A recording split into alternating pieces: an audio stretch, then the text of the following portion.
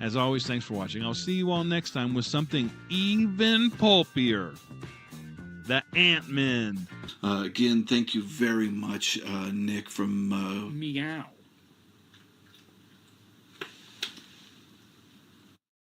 Meow. My cat keep walking around me making the weirdest noises.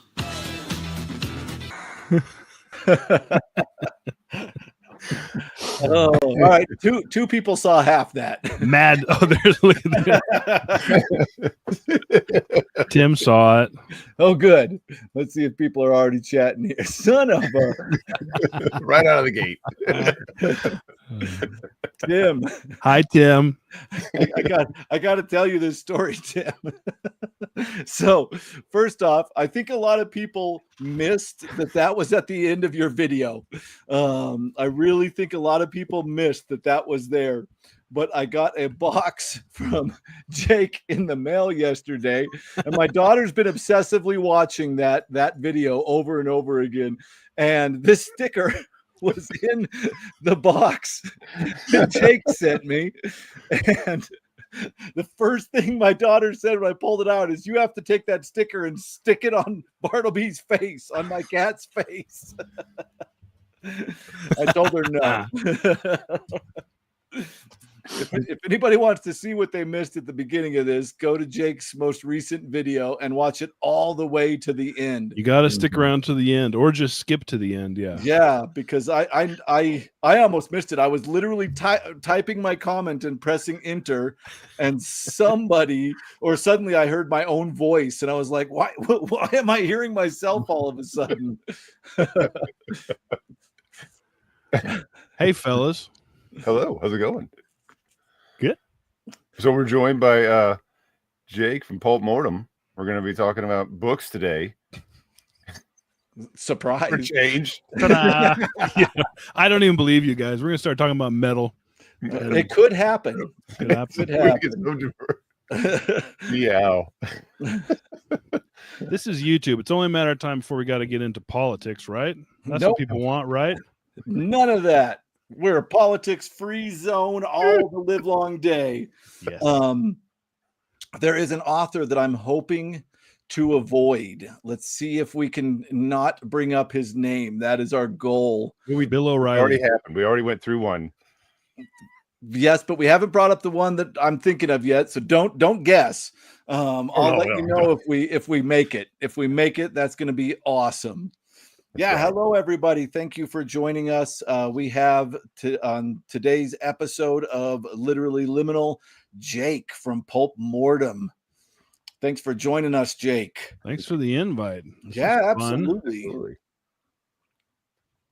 So I shouldn't have taken a drink there. That was a terrible time to take a drink. So unprofessional, right? It's like we're amateurs here or something. Speaking of unprofessional, I don't know if anybody noticed this, but my very last live stream I did, nobody said anything, but halfway through the episode, I go to pick up a drink and dump the entire thing of sparkling water in my lap, like on live. Is that when you jumped up? Or did no, that way I was just over that book. But no, I just dumped it, and I kind of look around and nobody said anything. Nobody saw anything. So I just had my kid hand me a towel like this. I didn't even notice. So I was even you more accidentally just did this because you weren't thinking about it, or I just wasn't paying attention. And I bumped it, and I don't even know how it happened. I'm a grown man. I should know how to take a drink of something, but I have a drinking problem. I have never seen you so over a book so quickly in a live stream. Oh, it was just horrible. I was like, how can we keep talking about this? We're talking about the last Eves live stream. Yes, the reassembled man. Yeah, the reassembled man. The episode was fun, but the book was bad. The episode was fun. Wow, I just heard and now the bad. You just did the bad voice. Right. Hey, Constance, how are you doing? Hey, what's going on? Come up. Hello. Constance has been watching all the live streams, and that's what makes Constance awesome. Nice. Yes. All right, Jake. I'm just going to talk for just a second about what you do. We'll see if I am right. I'll I've quiz thought you about this for a while, and This is the analogy I've come up with for what your channel seems like to me. Okay. And I have to go back to childhood to start this analogy. So I don't know if everybody's dad was the same as mine, but when I was young, if I ate a bunch and there was still food left on my plate, my dad would, I could kind of slip it his way and he would eat all the food on the plate. I believe, Jake, that your channel and the way you are with books is exactly that. You will take shit that nobody else would ever touch, and you will actually try it out and tell us if it's bad or good. It's not even a backhanded compliment. It's just bad. Does that seem? So what you're saying is I have the worst taste on the internet? No, I'm saying that you don't you don't use taste before you pick books is the only way I could describe this. Like, I feel like you just have them in a line and you pick a book and then you decide, and that is like a public service. It is incredible. It is. Because it seems like he just eats the scraps. He's like, I'll just eat this. Nobody will read this. He does. He reads stuff that none of us would touch. And are you guys saying that you would not automatically want to read the Ant-Man? The Ant-Man has got a hell of a cover. I couldn't send it to you fast enough.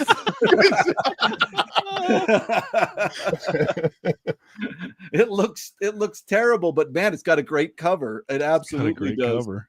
Yeah, I nobody, and a lot of us will say, well, we like science fiction pulp and we wanted to see what it was about, but nobody is taking that mission as seriously as you are, and I think that's what makes you incredible.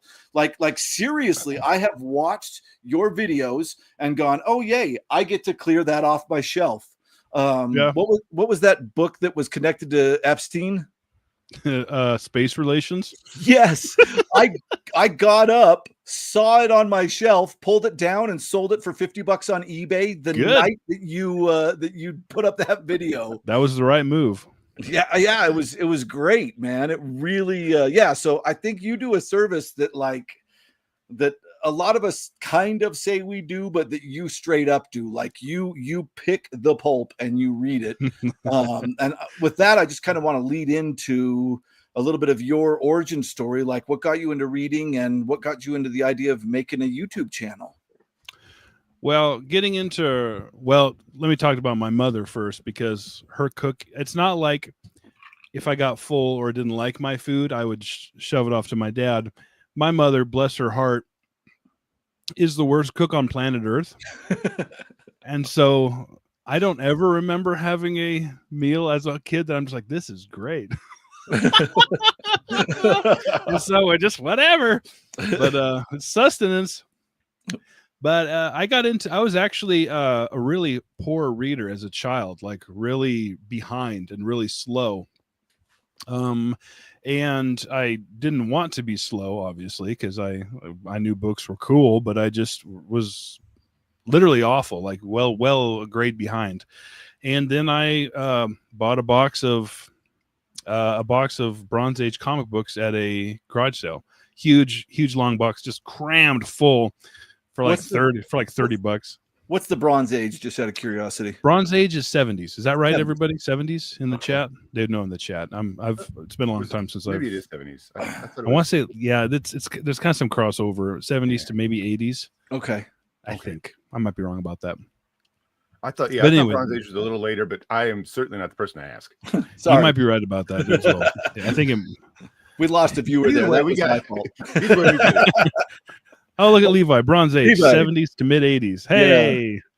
Yeah. So I bought those and I loved them. I was like, they're all like X-Men. There's a bunch of Spider-Man, the Marvel mainly, but I was just like, these are just awesome. Around the same time as I was a kid, like the X-Men TV show was on, the X-Men animated cartoon. I watched that too. And I'm just like, it just kind of lit a fire. And so I would collect comic books and I would read comic books. And the next thing I know, I'm reading bigger stuff, and before I know it, I was reading very, very, very quickly. Basically, comic books taught me to read fast and to love reading. Wow.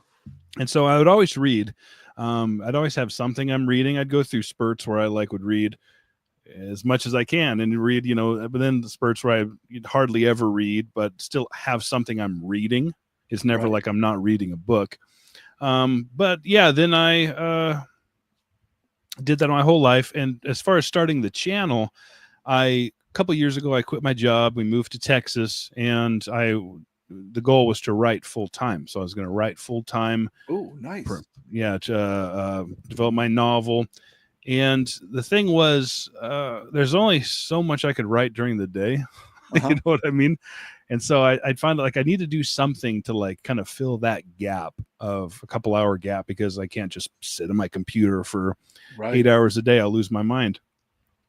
And so I was walking in an antique shop with my kids, and I saw, let me see if I can grab it here. Maybe I should have grabbed it before. I'm not going to try to make you bigger, because that was no, don't make me bigger. That was a disaster. Yeah. I saw this Raider from the Rings by Alan E. Norse. Oh, okay. And I picked it up, and it was like $6, which now I know I'm not paying $6 for this. But at the time I was like, okay. And I had the wild thought sitting there, and my kids are wanting to buy all this antique crap. And they're like, I wonder if anybody's ever reviewed this. I wonder if anybody's ever, because it's so obscure, so unbelievably forgettable. Shut up, Levi. It's not a beautiful looking stripe on that book. I'm just going to say for the record, I'm with Jake on this 100%. Thank those you. are the ugliest covers, in my opinion. Yeah, from Pyramid. Yeah, don't worry. I'm gonna do a deep dive in Pyramid one of these days and rip them to shreds. But yeah, I thought to myself, I wonder if anybody's ever read this, or if anybody's ever reviewed this. And so I just, standing right there, I bought this stupid book. I went through the store and bought 3 or 4 other science fiction books. They're probably all Andre Norton. Right. And yeah, I went and I said, I think I'm going to look into starting a channel and just reviewing these old books, just kind of for fun. I had no idea BookTube was a thing. I didn't know anything about any of you guys. I didn't know anything about anything. I thought I was breaking new ground here. Yeah. And part of this was I write science fiction. And I've always been drawn to science fiction. But I was like, I should probably know some of the, so before I did this, I was reading a lot of older science fiction, but I was reading the big stuff, the stuff everybody knows about. I was reading the top 10, everybody's top 10s. I was reading the big names. And then when I saw this, I'm like, Alan E. Norse with this hideous cover. Yeah. And so, yeah, I made my first video. I thought, well, I'll pick this author here. I picked Andre Norton, thinking this is an obscure author. I know that everybody has 96 Andre Nortons, at least in their house. They at least have one Andre Norton. Even if you don't collect vintage science fiction, look around, you'll find an Andre Norton. I had a stack like this that I've recently cut down. Yeah, I have I think 50 or so Andre Norton books. Yeah. I'm not going to read any of them, but I had to keep Beastmaster just because I loved that. Of course. That movie as a kid. I wish I could pull it out here, but I'm not seeing my Norton. Yeah. And so, yeah, I made my first video, but my goal was to not just review them. And again, yes, I got that one. My goal was to not just review them, but I wanted to kind of, because I don't know if you guys are probably the same way or similar. Nobody in my life reads. And the people that do read, they don't read what I like. They don't read science fiction. Yeah. They're not interested in old science fiction. Yeah. And so I was like, but they're still they're going to want to be I have a lot of friends that they want to be supportive, and they're like, I want to, yeah, I don't believe you. Keep looking. Yeah, they're there. They're in another stack over by your bed. No, don't worry. I'll send you some. But yeah, I thought to myself, I wanted to make a video that not just, at the same time I have 85. I was kind of inspired because H.P. Lovecraft is one of my favorite authors of all time. Yeah. And the fact that he was well revered and loved in a certain small circle, like all those weird tales and the Lovecraft circle and all his friends, they're like, he's amazing, but the rest of the world forgot about him for 35 years until the mid 70s, when he kind of experienced that resurgence because people were continually bringing him up. Like, don't forget about this guy.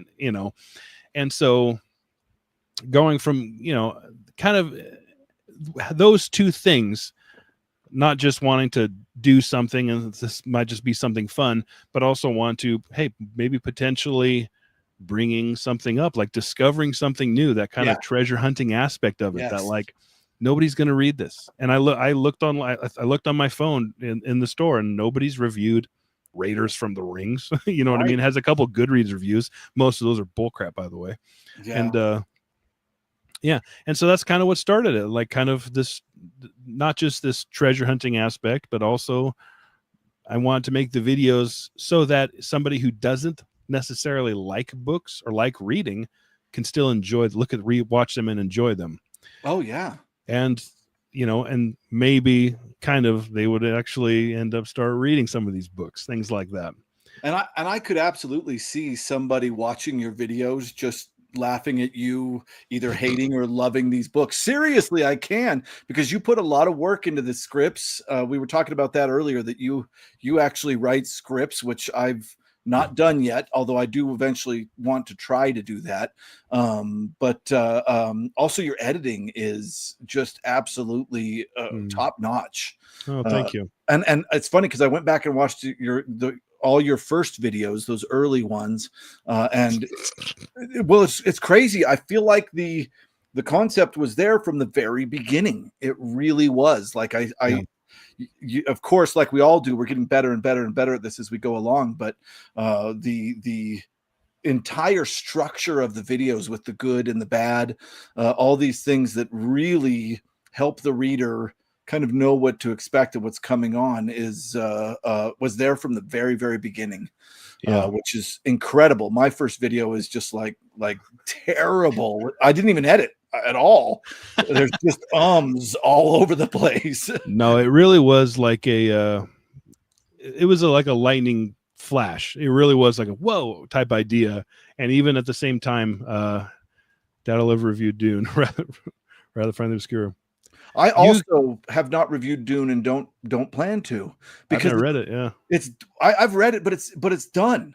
Like go find Quinn's Ideas, and he's got like 67 Dune videos breaking down the books to. Yeah, I mean, it's done. It's talked about. Like if you need your opinion on Dune, it's out there. Yeah. I That's feel that way about everything we have a movie.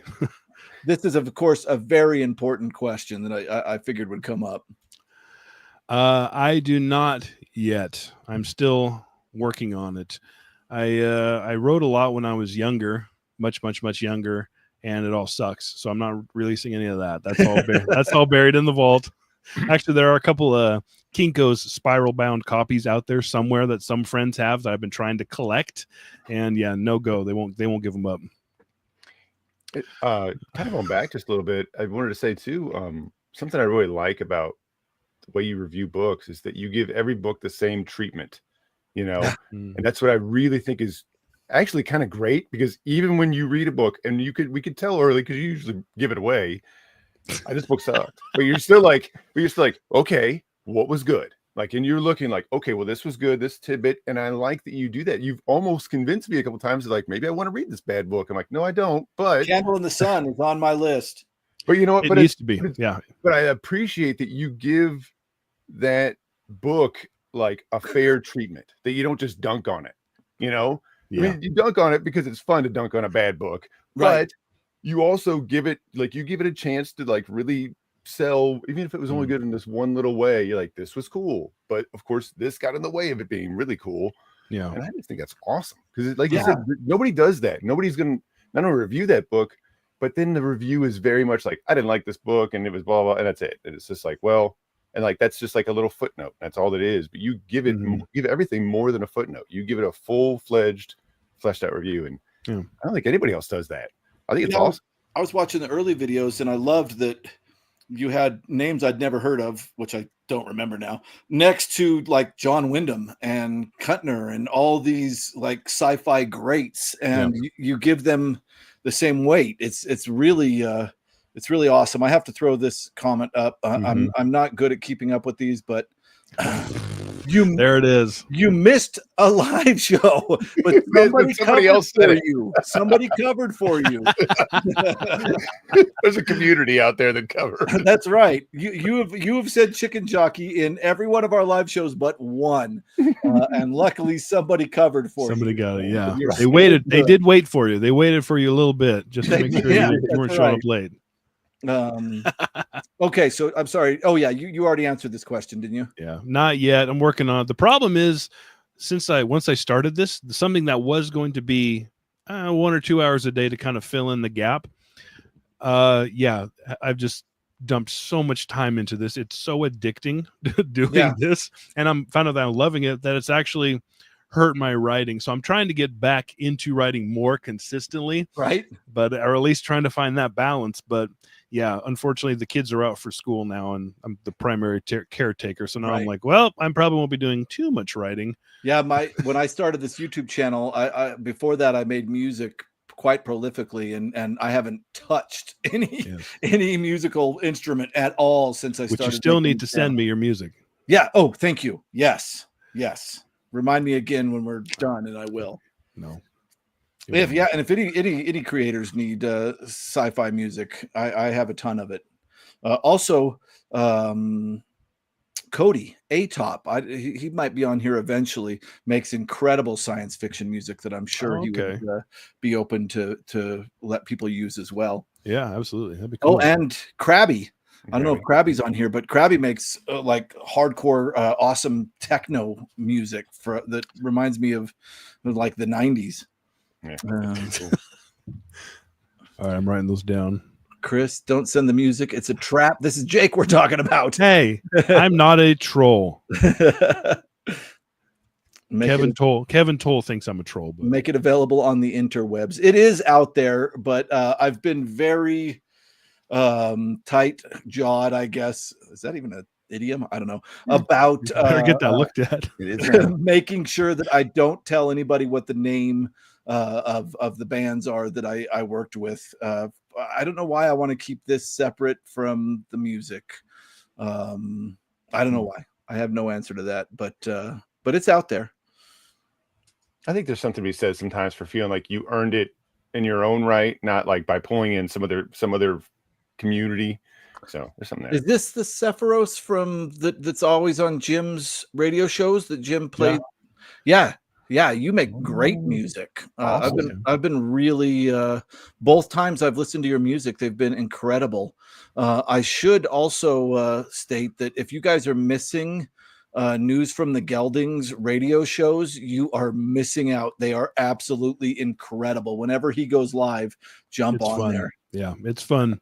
There some of the songs you're like, what the heck am I even listening to? And then the next one's just some banger that you've never heard of from a genre you've never heard of before. Right. It's just some wild stuff. Because it's not his weird eclectic taste. He's just like, what do y'all want to hear? He's and when you get curating it for everybody. Yeah, you get a bunch of YouTube people in one room, man, there is some weird stuff that gets played.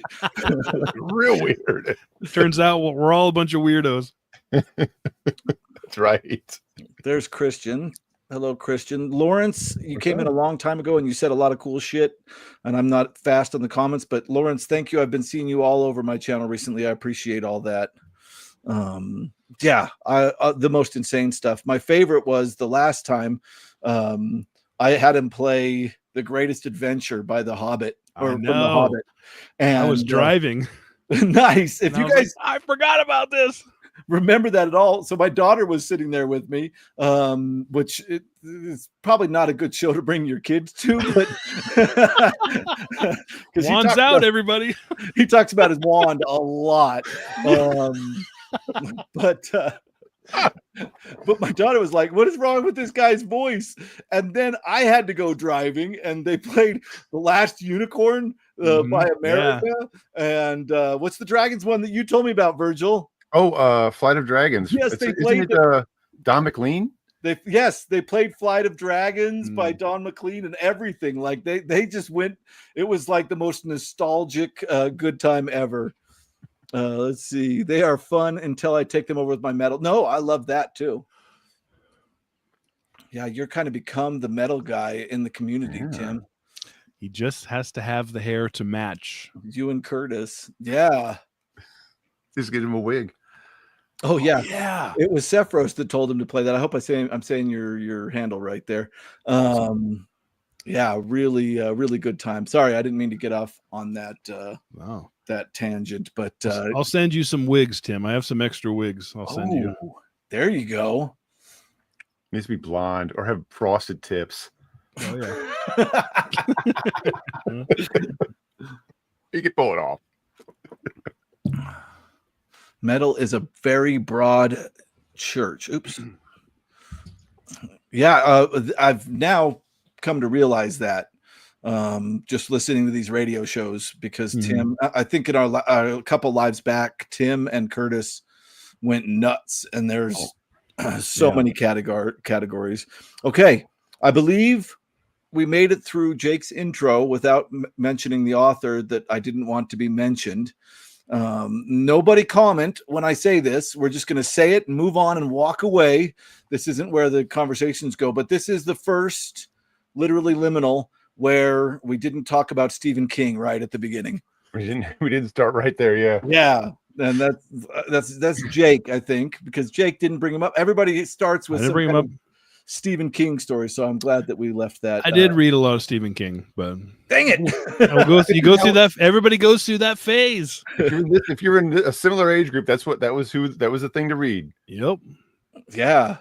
Okay, that's enough. All right. That's it. We're good. We did it. We're done. I wonder who the modern version of that is.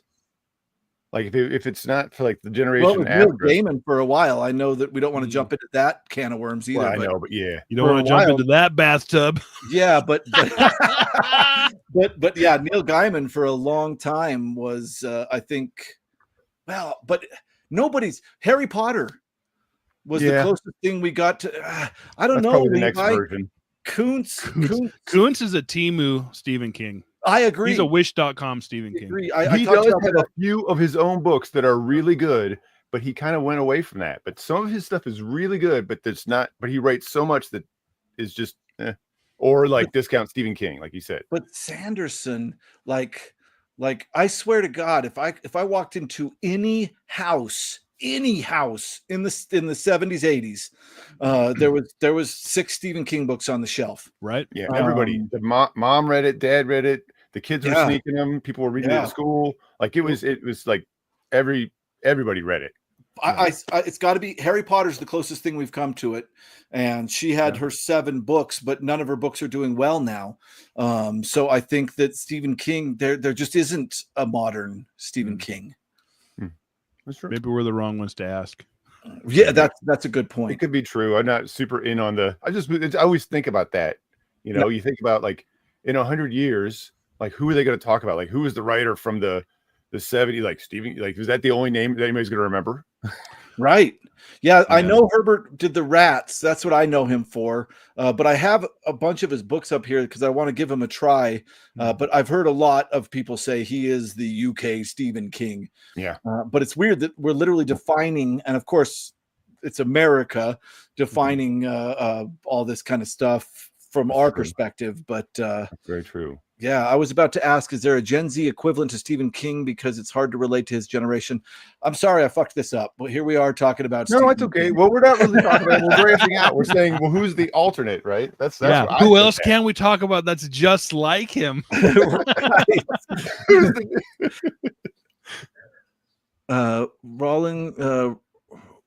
Rollings was a phenomenon with the midnight book releases. Oh, the Harry Potters. Yeah. I remember going into the was it Borders or something one time, and they had like it was Harry Potter's birthday, and they had the whole bookstore dressed up. Like kids were coming in costume, and I'm like, man, this is awesome. So many kids are reading. This is so cool. I think Rowling is bigger. I think the Harry Potters was so much bigger than Stephen King. Oh man, I don't know. So much bigger. There's like King was like prolific for a long time, but J.K. like there's no books that sold more than the. That's a really all right. I mean, like not just there's no Stephen King world. You know what I mean? In Florida, but there's Harry Potter world. Yeah, there's all these as far as merch, as far as the expanded universe, as far as the events. Like I remember, like I did not read the Harry Potter books I've read because them. I was a little older when they were coming Me out. too. But I do remember like younger people and younger siblings. It was an event, Yeah. you know, when they came out. Oh yeah. It was like a brand new video game that everybody wanted, but it was a book, and it was it was nuts. My sister like would get the audiobooks for that, and she just would play them on repeat, like all the time. She'd come home from school and like study with the book and audio the whole time. It got a whole generation reading. I believe Stephen King. I think Clive Barker's younger. I think. Well, and I think there is a quote of Stephen King saying that about Clive Barker, but I also know that every horror book that I own has a quote from Stephen King on Exactly. it saying that this is means nothing. Right. He gave so many quotes. He watered himself down. No, I don't think so, Goblin. No way. No way. He's the king of having books made into movies. And having the varying quality. Yeah. Both ends of the spectrum, nothing in the middle. Joe Hill. That's actually not a bad thing to say that Joe Hill. And I know that they're pushing the heck out of Black Phone right now, or is that what it's called? Is that his? Probably. Yeah. Are you making a joke, Nick? But he's not. He's not. He's making a joke. It's a joke, and I'm taking it too damn seriously. He's like, who's the next king? His son. Quit making jokes out here. What about T.H. Brandt? He sells a lot of books. I don't even know who that is. That's Tim from Secret Fire Books. Oh, Levi's trolling. God damn it. I didn't know Tim was writing. That's awesome. Oh, let me find it. This is what we do at this show. We get up and find things. That's really true. If it doesn't happen, we're doing it wrong. I would say the King, I mean, I know we're talking about now, but his books do have longevity. Like we're still talking about stuff written in the 70s. Oh, right. I'm looking at I can't find it, but I have it, Tim. I have your books. Virgil, is that your brother? It's not. It'd be cool. Well, maybe to be related to him. You never know. I love Clive Barker. Yeah. So I hope George R. Martin is remembered as a gardener who couldn't finish. He's not going to. He doesn't want to. So of course George R. Martin, like I randomly see that guy out and about. Santa Fe is not a big really? town or city, Oh, wow. and I don't live in Santa Fe, but whenever I go there was one time where I ate in a restaurant and he was like 4 tables down, and I was like, should I go say hi to George R. Martin? And the answer is no, because people want to be able to eat and not be bugged. But I have a bit of a hard time with George R. Martin, and that is, so there's an interview with George R. Martin, Stephen King, and maybe Harlan Ellison or Gene Wolfe or something like that. I'll find it. I'll send it to you. With George R. Martin? It's on YouTube. It might just be King and George R. R. Martin. Okay. But anyway, they were having a conversation, and Stephen King said there's tricks to dealing with an audience that loves horror. He said, first, you always go for the kind of deep creep, where you just slowly build dread. And he says, if that doesn't work, you go for the startle, where you have something jump out, where you bring out the monster. And he said, if that doesn't work, you go for the gross out, where you just do something so disgusting that the reader is totally grossed out. And George R. R. Martin responds right after he says that or in my case, I always go for the gross out. And I think that's kind of why I have a hard time with George R. R. Martin's writing. And I like a chunk of it, but the Game of Thrones, I think that I think that he's really trying to shock. I'm terrified that he's going to find this video. I'm sorry, George R. R. Martin. We're state mates. Like this is like the most tame like criticism of his work. You can outrun him.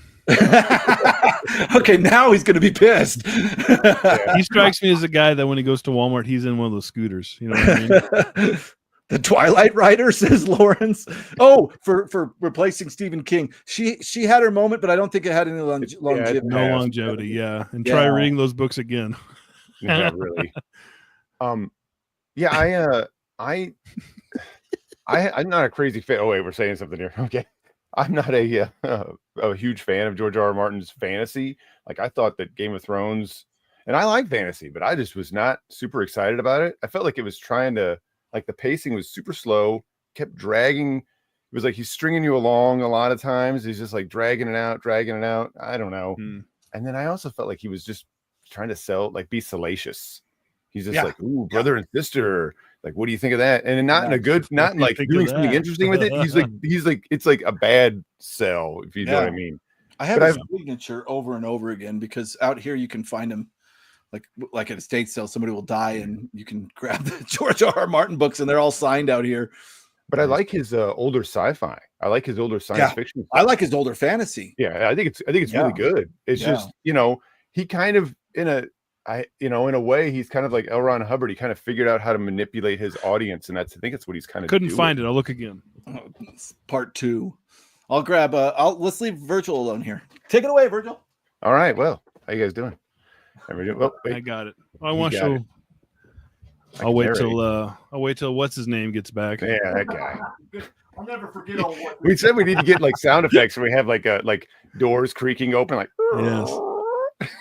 But need a sound I've never read George R. R. Martin. I did. I was gonna watch the show when it came out, but I've been burnt by too many event shows. Like, oh, everybody's like, you gotta watch Lost, and so I watched Lost with everybody. Then I was like, oh, this is trash. Yeah. Lost was the big like spit in your face at the end. Like, what the hell is this? Like, this is interesting. Like, oh yeah, by the way, we don't even know what we were doing. We just make shit up. And then it's That's then so it was The annoying. Walking Dead. You gotta watch this, and then that fell apart too. And then it was Game of Thrones, and I'm like, if it's good, I'll watch it when it's done. Yeah, I don't want to waste every evening. And then everybody's like, oh yeah, it's basically just castle porn. Did you watch Breaking Bad? Or other? I did watch Breaking Bad, but afterwards, like a years afterwards. This is Tim's book, Sand and Steel. Nice cover. It's really cool. So I'm guessing we're getting a Solomon Kane kind of vibe going a little bit there. Is that maybe in this particular story? Maybe, but it's got a Tim can talk about it. I'm not going to hype his book. Yeah, we're not that good of friends. Yeah, like, Tim, you haven't paid me at all. Tim will eventually be on this if he accepts. I would love to have him on here as well. But this is just like a collection of like 5 or 6 short stories, and they're all really good. And I'm not just saying that. Awesome. Don't try to suck up to Creepy Baby. Creepy Baby. Creepy Baby. My wife's doll, and she calls it Creepy Baby. It wasn't my idea to call it that. That was what she says. Creepy Baby needs to be a staple in the. Yeah. Has he been, or has she been? The poor thing. Yeah, it's probably going to be. Yeah. So good. Yeah, she was on the first episode. I have one. I have one too. That's very creepy, but. He does have a creepy. This is a little creepier, to be honest, just a little bit. So literally, this is kind of a cute doll. It's just kind of like my great aunt was making this, and then she passed away halfway through the making. So there's pins all over in her clothes. So it's got a way creepier story. If you try to touch her, but I think this is probably the creepiest doll in existence right here. There you go. Thank you. That's terrifying. Kathleen. Thank you, Aunt Kathleen, for the haunted doll. She almost lived to 100. She was that close. Oh, wow. Late at night, you're going to hear a scratching at your window, Jake. Creepy baby. Little baby's going to be out there. You need to have a creepy baby just in the background. And just you don't have to interact. We don't need another Michael K. Vaughn and Roger situation. Don't do that. But I do not want to steal his shtick. He's got that. He's got it nailed. But creepy baby, like just occasionally, be doing your review and in the editing, kind of pan the camera just a little bit, and zoom in just a little bit, or the one from one scene, creepy baby's looking this way, the next one, creepy baby's doing this. So I did an intro, and I don't know if anybody's seen this, but I did. It's just a channel update, and I think it's called Creepy Dolls and Other Important Information is the name of the video, I think. And I set up the shot, and I just put the doll like right here because we were talking about Long Legs, which has creepy dolls in it. And all I did was sit there for a minute and then look over at the doll, and react like I didn't expect the doll to be there. So I did this jump scare, and so many people commented that it actually made them jump because they were kind of lured into this moment of me just sitting here staring at the camera and then turning and doing like I'll have to go back and watch that loudly. Yeah, it's Creepy Dolls and Other Important Information, I think is what it's called. Oh. God, all right. Not half as creepy as that albino skinhead behind Chris. Yeah. How did I not see that before now? It's in all of my videos, but usually he's peeking between that antique book thing I have. Yeah, this is my old phrenology head. You know, you can rub the bumps on the head and figure out everything you need to know about a person, apparently. It goes with my You never heard of phrenology? No. Yeah, that's the thing.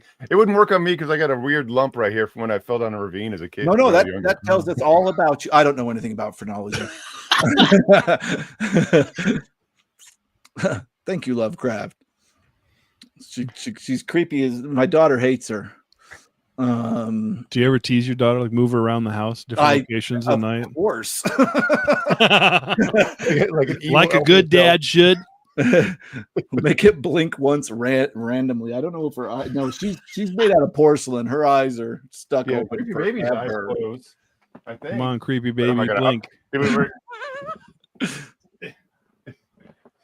Yeah. What does that mean? Sutter Kane's In the Mouth of Madness is coming out in October. I don't know. What's the Mouth of Madness? What? That's Carpenter, isn't it? Oh, the book. Yeah, the movie. The book he's writing. I heard about this. They're actually releasing a book. But what does that have to do with Sutter Kane? Because he was in the that's who Sam Neill played in the movie. Isn't Sutter Kane a Lovecraft guy?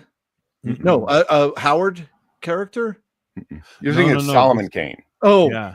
Oh, so Sutter Kane was like I get it. Fictional Stephen King in that movie. It started here. Okay, I get it. Okay. Oh, that sounds interesting. And Clive Barker's writing it? Oh, I don't know. I don't know. I don't know who's writing it. Oh, no. Why am I connecting it? I don't know. I wonder who's writing You're starting weird rumors. I know. I like starting. I have a psycho teddy bear from Kazakhstan, but my wife hid it. A future jump scare in the attic. Right? Attics are scary enough as it is. You shaved Elric and then decapitated him. Stormbringer was thirsty. Isn't that the name of the sword? I hope I didn't embarrass myself in front of Tim. Oh.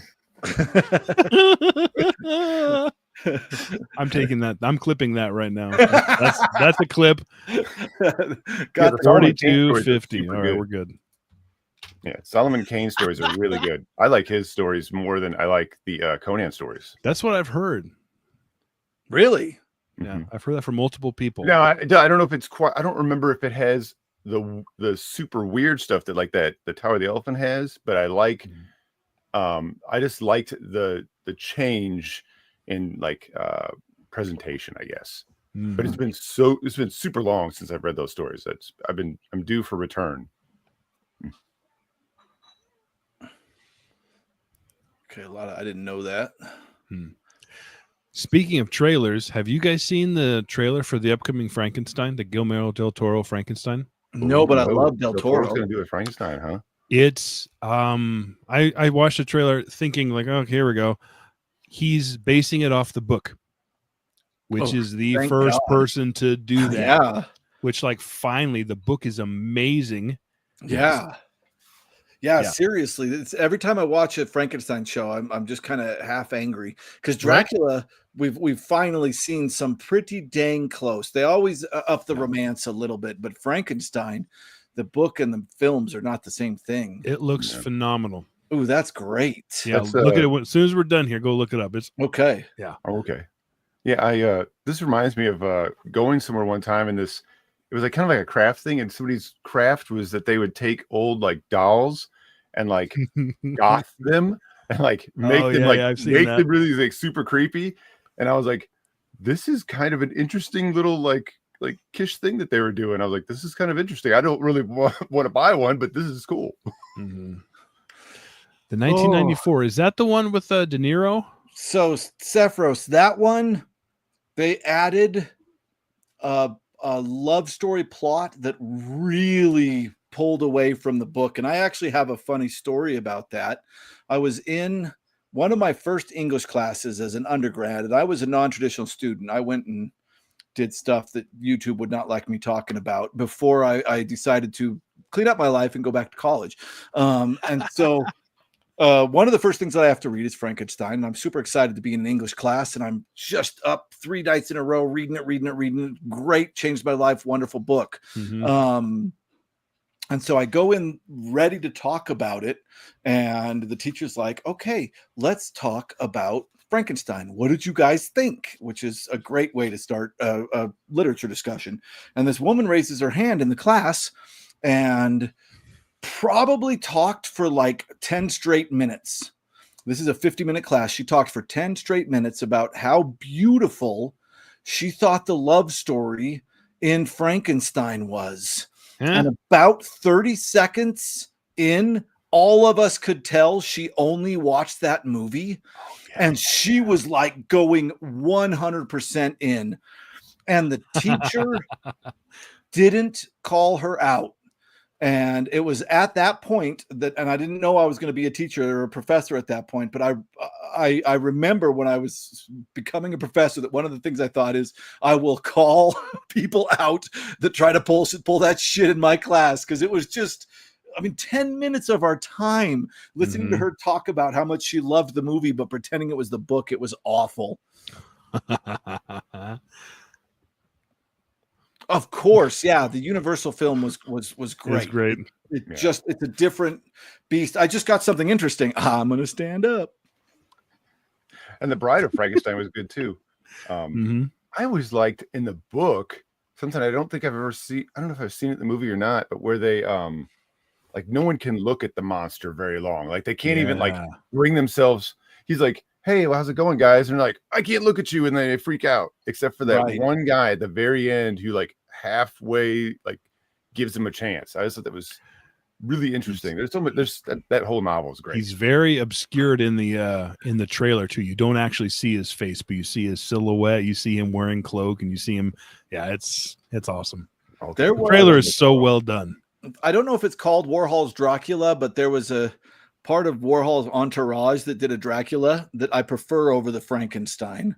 But that is a wacky. It's connected to Warhol. It's insane. Bride of Reanimator was more fun. So I just got this recently, which is interesting. It's Alive. The story of the making of Frankenstein from book to play to film. That's awesome. Yeah, really cool looking book. I'm excited about it. Lots of historical pictures, and yeah, I was happy to find that. Am I imagining this? But didn't Mary Shelley? I seem to remember reading something that when she did the story off of a bet, right? But she dreamt it. And it was keeping her up at night, and it was haunting. Am I thinking of something else? No, you're right, but that's kind of close. There is a drunk history episode on Mary Shelley writing Frankenstein that I highly recommend everybody watch. But it was her and Byron and John Polidori. I can never say his name right.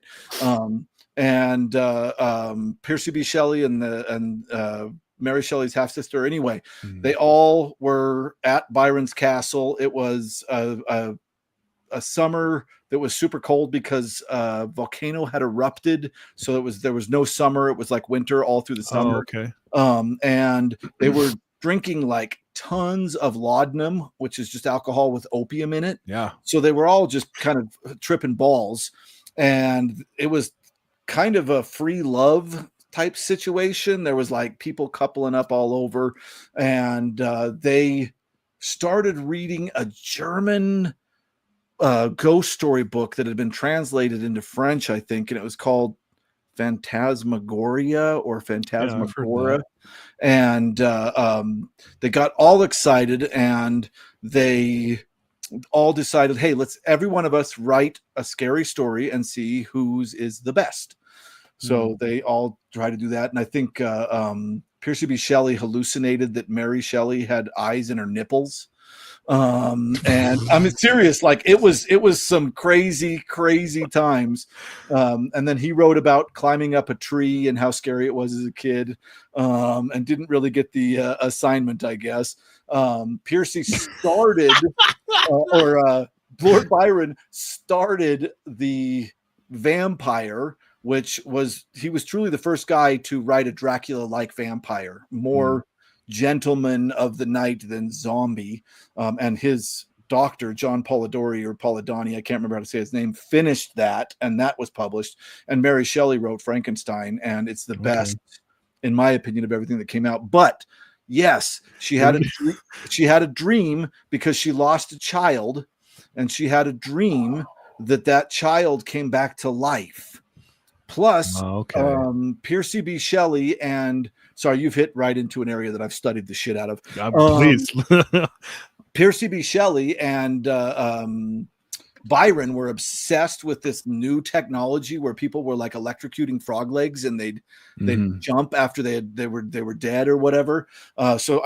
What scholars have guessed is she put that dream of the miscarriage coming to life and this science together and created Frankenstein. And there's a huge debate over how much Piercy helped her write it and all this kind of stuff. But yeah, it's, and has anybody read The Last Man? Now I got to go to comments. Has anybody read The Last Man by Mary Shelley? Because it's considered kind of the first post-apocalyptic book. Oh, wow. So she did 2 of them. Didn't she originally publish Frankenstein without her name attached to it? It was just published. Yeah, and you guys put it out really cool. And I think she originally, the original sell was like, "Oh, I had a dream." Is like, I guess it wasn't seem right that women should write novels. So she said, "Well, this was just a weird dream I had." That's what I had heard. Oh, okay. I've never heard anything like that. And then it wasn't like, well, so this is what I've either I've heard this or read this from either a class or one of our versions of Frankenstein, that she that the unattributed novel became so popular, and there were plays that were going on, and like it just exploded, like it was huge. People were like hungry for it. That she's like, okay, and she published a second edition. And in the second edition is when she added the electricity, because like somebody because somebody related to her. Didn't her father have like was in early science? Maybe that was the thing with the frog legs, but someone she knew was very into it, and so she added that in. You know, maybe it's all related, and then put her name on it, and then that's where like Igor comes from those plays. Yeah. That's where okay. Early play. That's what I had heard, that it was like. It was like Cats or something nowadays or something, you know. It was like it was, everyone wanted to see Frankenstein, and yeah, so that's adding true, stuff on, and like Igor was one of the characters that was an add-on, but that's like where I think he comes from. I remember reading that somewhere. This is a collected book of a magazine from the 1830s called The Keepsake, and there's a story in here called The Invisible Girl, and the author is listed as by the woman who wrote, or no, does it say woman? By the author of Frankenstein. So for a while, she called her, she put her other work out as by the author of Frankenstein. That's awesome. Before she actually put her name on anything. And this is a really cool drawing of the Invisible Girl. I'm going to be doing a video on this pretty soon. Ooh, cool. Yeah, it's very, very cool stuff. All right, I'm going to shut up and look at the comments because I'm sure they've exploded.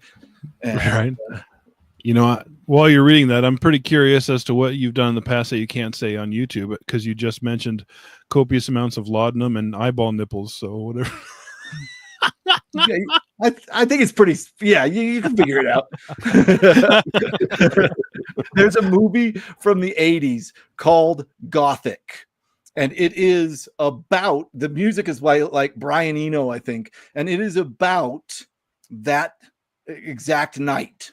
And it's really? It's not 100% historically accurate, but they do get the nipples in the eyeballs. And this is something we got to do in Society of Red, Virgil. I mean, it is. I watched it over and over again as a kid, and it is just ridiculous. That's awesome. Somebody says, oh, that was Levi said Chris must be a huge fan of the Invisible Man. He's always disappearing. Damn straight. That's true. Good. You get so excited to like, ooh, I gotta grab something.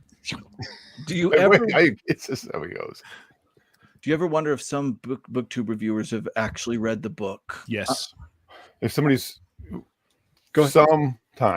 sometimes I do wonder that. Some people you're like, oh, this person just reads that prolifically. They just read super, super fast. But sometimes it's like, I'm not sure.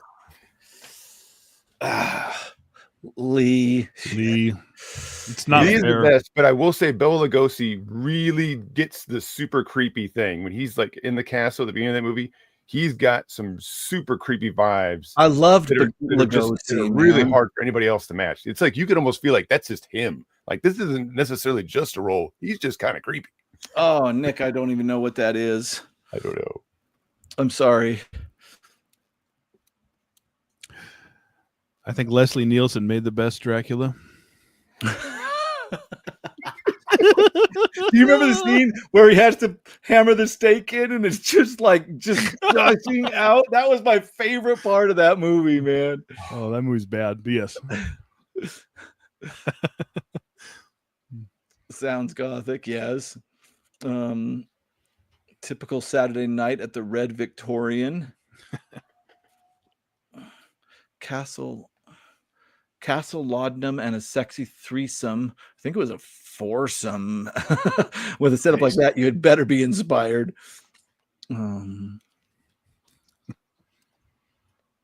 Yep. Was it at Lake Geneva? Was it Lake Geneva?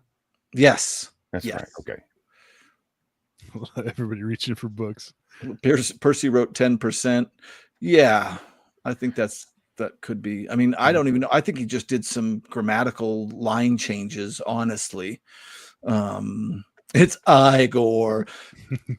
My favorite Damn Mel your Brooks. eyes, man. My favorite Mel Brooks, hand down, man. And So there, good. That one.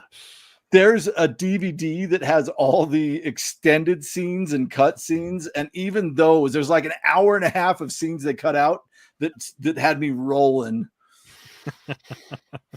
You Well, forever then. changed putting on the Ritz. I don't know. Nobody can hear that song without thinking, Right. Seriously. Stephen Volk wrote Gothic. I don't know who Stephen Volk is, but I love that movie. Gary Oldman was a good Oh, yeah. Dracula. Mm-hmm. Scratch that. My favorite Dracula was Adam Sandler. When was Adam Sandler Dracula? Lux Interior from the Cramps did a scream of anguish for the beginning of the Gary Oldman Dracula. I did not know that. That's super interesting. I loved the Cramps when I was younger, and I still put on bad music for bad people every now and again. Oh, he wrote Ghost Watch. The same guy that wrote Gothic. Okay. I don't know offhand. Okay. Good. I caught up. Look at that. I Nice. That caught was up. so fast. You're getting pro. Look at you. Yeah. So, Jake, you're into antiquarian books as well, aren't you? Yes. Not in a serious collector, but in a way that if I see it, I'll buy it. You know what I mean? And so we were talking about Dracula. Dracula and Frankenstein, and I have a nice older Frankenstein, but I couldn't find it. I think it's in a storage somewhere, but Ooh. I do have the International Collectors Library of, I think this was in like just the 50s. Right. So not super old, but still fun and like great condition. Frankensteins are hard to come by older. They really are. Oh, Dracula is easier. I've noticed that too. Yeah. Yeah. I can't remember which edition Frankenstein I have. Most of my office has kind of become, it was a lot of my older antique books, and now it's all science fiction. So Right. it's like I have my big bookshelf here that is off camera. Right. Was all antique stuff, and it's all just my hardcovers. The whole Yeah. thing. Yeah. All my hardcovers are right over there. Yep. So they're all in boxes in storage. Dang someday. it. Someday. Yeah. I love, of course, I'm constantly trying to get as close to I can as a first, but when you get that far back, it's just fun to see these old copies. Dracula or Nosferatu. I love the stop motion or the silent film. Nosferatu. Yes. Mm. Yeah. So good. Yeah. There's a really good one with John Malkovich, Shadow of the Vampire, I think. It's a good That's kind of familiar. from like the late 90s. It's a really good, it's kind of Dracula-esque, you know, sort of like reimagines the story as though the novel were based on this event, I think. So it's kind of it's not precisely Dracula, but it's a good vampire movie.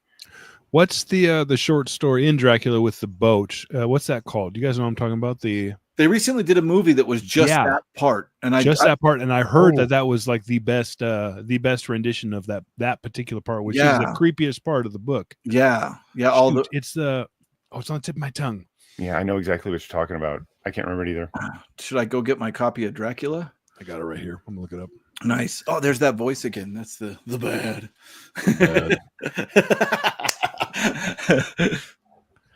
Where the heck? Voyage they got it. They beat me to believe I got it. Thank you. Yeah, the Demeter, right? Yeah. Yeah. And I haven't seen the movie, but that's what I heard. It was it was very, very good. Have you guys seen the YouTube video where somebody took the Count from Sesame Street and singing a song about counting, but bleeped out the word counting, but left the ing part in so that it sounds like he's saying something completely different? Look that up. That's a good time. That's like early YouTube, like me and my friends sitting around watching YouTube. Like, yeah, that's like a couple decades old, but it's dang funny. Yeah, that's awesome.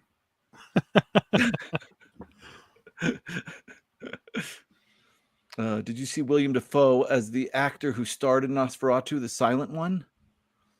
Is that the recent Nosferatu remake? No, that wasn't William Dafoe. He was in Nosferatu, the recent one. Oh yeah, he was, but he wasn't the vampire. The vampire was Pennywise, right? Yeah, Skarsgård. Yeah, Skarsgård. Yeah. Shadow of the Vampire also stars William Dafoe as Max Schreck. It's about the making of Nosferatu. Good movie. Oh, that's right. That's right. I was trying to remember how that worked out. Sesame Street Count in the video I'm talking about. Or Count Chocula. Count Chocula. We got Count Chocula in the cabinet as we speak. Look up Dracula Flow for a good laugh. You just reminded me of something ridiculous, Jake. So let's talk about cereal. The best cereal when I was a kid ever was Cookie Crisp. I don't know if you guys ate Cookie Crisp when you were kids. They still make it. They do. So I recently bought it because I was like, I'm an adult and I can buy whatever kind of cereal I want, even if you it's just figured it out. Nobody carded you to buy that cereal at all. Ridiculous cereal on the planet. So I bought it and I was super excited. I was like, to my kid, I was like, you got to try this. And she's like, I tried that before. That's just terrible cereal. And I was like, what? This is like the greatest cereal of all time. It's not very good. It's not very good. I did the same thing not too long ago. Like I remember like this was a treat because my parents would not buy Cookie Crisp. They would buy the bag, like the store brand bags of Cheerios, just drink or Kicks, like Kicks. Oh God! Don't even bring up Kicks. That's like a bad word. Yeah. You couldn't put enough sugar in that bowl. Exactly. He did say it. So he said chicken. This is the person that helped you last time. I'm surprised with all this Dracula talk, Nick from the Book Graveyard isn't chiming in with Blackula as his favorite Dracula. Right on. I saw that a long time ago. Yeah. They were not allowed to use the name Dracula. Yeah, that's right. They changed a lot of names. The Spanish version is better. Now I've heard this. They were filming the English language version of Dracula in the day, and then they'd leave but keep everything set up, and they recorded the Spanish one in the evening. And apparently the Spanish one is a lot better, and I haven't seen this yet. Yeah, I've heard that, and I'm gonna have to watch the Spanish one. But apparently the guy that played Dracula like killed it, did a really good job. That's interesting. I love the backstory of that movie and the making, since it's like went missing and then got rediscovered years later. It's so fascinating. This bootleg Dracula. Yeah. I think I gave up on American Horror Story by the time the hotel one came out. Maybe, I don't know. I never saw it. I watched them for a while, but they started going more towards gore and gross out, in my opinion, than actually building dread, which just drives me nuts. Yeah. But I did like, even though I hated the ending, but we don't have to get into that because I don't want to spoil anything. What was the name of that Mike Flanagan vampire show that he did recently? That was the Catholic Church and everybody was on the island. Shoot. The What is comments will know. The comments will know. I know, because I wanted to watch it, and then somebody spoiled it. Black It looked Mass. awesome. Black Mass. Yes. I just wanted to spoiled watch it because I heard it was awesome. But then, somebody spoiled it. And I'm like, oh. It was Midnight Mass. Midnight Mass. Yeah. It was fat. Oh my God, Nick! I love what we do in the shadows. I'm on my third rewatch. It's just ridiculous. It's like stuff I put on while I work, and I can turn and giggle every once in a while. But the first time through, I loved it. And I went and saw the movie in theaters, the original What We Do in the Shadows. And what I remember most from that, because I loved Flight of the Conchords, so I heard that movie was connected to them. So we went and watched it in the theater, and it was like me and two other people, like in the entire theater. And what I remember most is we're werewolves, not swearwolves, which is like the best line in that entire movie. Oh my God. No, not the Nosferatu Spanish one, the Dracula version, like Bela Lugosi straight up. They were doing the Spanish one during the night and Bela Lugosi during the day. Gotcha. But I loved Midnight Mass. I thought Midnight Mass was a really good time. The ending didn't land for me, but other than that, like that was the best vampire stuff I've seen in a long time. Yeah. So watch it, Jake. I'll watch it. Yeah. Yeah, Even with the even knowing the spoiler, it's worth a watch. It's still really good. Okay. Yeah. Okay. Yeah. You figure it out as it's going, so it's not too much of a spoiler. You know what's dumb vampire fun? Yes. 30 days a night. I liked that show. My buddy came over and made me watch that probably about 6 months ago. He's like, I got a vampire, and it's the idea is that it's in the North Pole, right? Alaska, but upper Alaska, where it's where they literally the sun goes down for over 30 days before you have it come up again. Yeah, in the wintertime. So the vampires are like, this is where we just go when we need like a relaxing long snack time where we don't. I don't remember. But it's a great idea for a vampire story. I remember being more fun than it had any right to be. It really is true. Sounds like folk horror. Midnight Mass, folk horror. Yeah. I think that works. I think that could be considered folk horror because it's this small community and the Catholic Church. Flanagan's Netflix stuff is great. Yeah, most of the time I've enjoyed 95% of all that he does. There's just parts in some of it that I have a hard time with my suspension of disbelief. But if Midnight Mass isn't the name of a metal band, it needs to be. Agreed. It's got to be.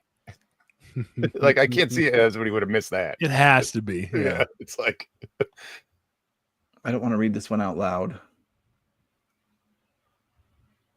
but it sounds great.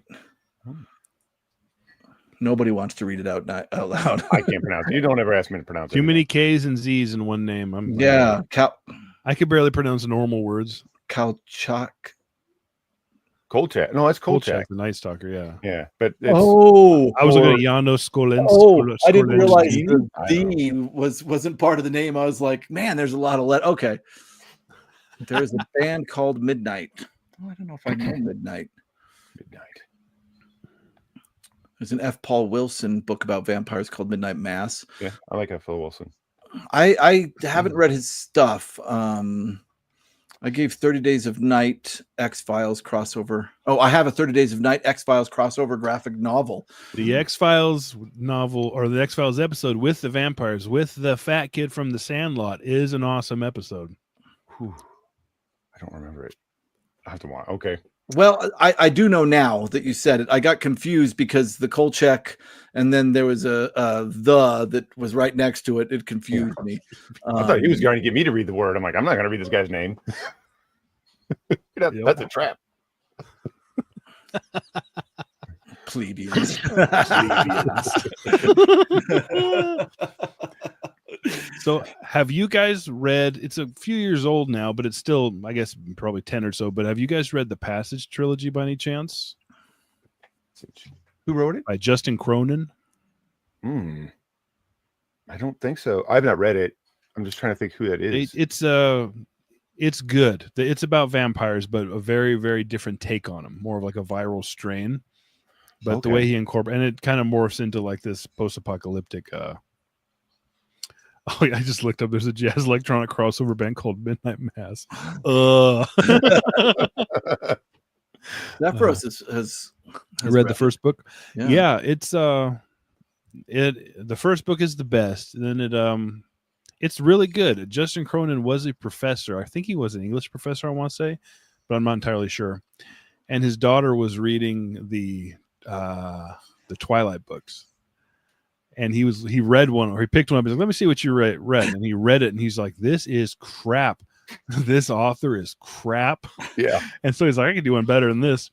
And so he did one. And they're brutal. They're very, very brutal books. Yeah. But like I've read through the trilogy, I think 2 or 3 times. Like they're really enjoyable. But like it's a commitment. They're pretty fat. They're chonkers. But if you're in the mood for some good, a different take on vampire, like one that they move lightning fast, they glow. They like baseball. They don't glow with diamonds on their skin. No, they're literally hulking, glowing clawed monsters. Okay. Yeah, but I thought we talked about it. The Japanese anime Shiki is a good take on vampires. They treat it as a medical outbreak that turns out to be vampires. Okay. Which is kind of similar to I Am Legend, right? Isn't I Am Legend? They're like, instead of zombies, the mutants kind of It's like a vampire apocalypse. Yeah, but it's not vampires that started, is it? Like that's just a scientific. Well, now I don't remember what the justification for the vampires were in that story. Yeah. I've never read it. Yeah. I don't know that I'm not certain that there was. I mean, maybe there was, but it's really just like a survival story. You know, he's like he's literally the last guy who's not a vampire. Oh, and they're all trying to make him. They like, you need to be with us. Richard's here. Maybe he will tell us. That's right. Richard knows all this stuff. Richard, I got your mail. Thank you. I got my little cards, which are awesome. Yeah, I got those. Those are cool. I noticed the QR code has got a tiny Richard face in there. I cannot see it, but it's there. I can tell. Yeah, I just talked about it on too. And I love Thieves World. And I love these, and this is just an awesome picture. So I was like, ooh, I got to get a sleeve for this. This is my new bookmark. So Richard has those. If you guys want, if you're watching, you want some of those, go bug Richard. He has the whole thing worked out. You can talk to him. It's awesome. Yeah, I've been using mine for bookmarks. Yeah, they're awesome. I just lost a quote. That was it. Sorry. Yeah, but that F. Paul Wilson story is also a vampire apocalypse thing. There we are with Carrion Comfort. This is something that is on our list for Secret Society of Red. I've been wanting to read that. That's one of the Dan Simmons I haven't read, and that's one I've been but that's one of those books that I keep forgetting about until people mention it. I was like, oh yeah, I wanted to read that one. And then I'll forget again as soon as you show it, Chris. It's a fatty, it really is. Dan Simmons does not self-edit. He will crawl. Yeah. Yeah, look at that. Look at that big boy.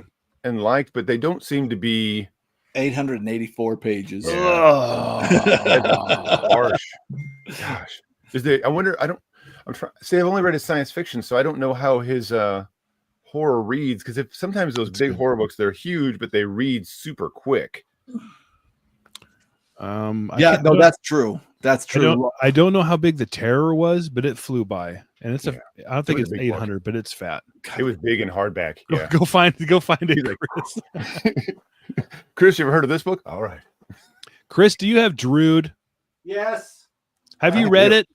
No, but I have it signed. Nobody has. I think I've heard mixed things about it. I want to see if my wife read it. I'm not sure. We have it. I don't remember if she read it or not. It's a different pace. And so there's it's really interesting because it's about the last book that Edgar Allan Poe, that Charles Dickens was writing, Yeah. called The Mystery of Edwin Drood. Correct. So I'm Unfinished, very yeah. interested in, but it's freaking, it's so fat. It's worth it. That Oh, one's okay, worth it. cool. Did you like it? I love it. Okay. I've read that one. I think I've read that one 3 times. It's awesome. Yeah, I got my copy signed. Oh, that's awesome. Yeah. The pace is wild, but that one, not the pace. Okay, yeah, it's a big one too. But the his pacing in that book and the way he doles out information and doles out the plot, the way it unfolds is perfect.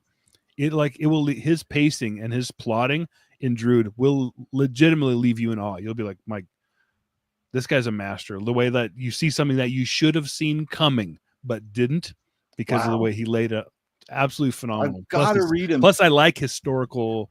It's from the viewpoint of Wilkie Collins, who wrote the Moonstone, right? Who was a rival of Charles Dickens. They were like frenemies, and they just lean into that. Yes, I have read the Vampire Hunter D book. Talk about Vampire Hunter D. Yeah, Vampire Hunter D. I read the first book. Did a review of it not too long ago.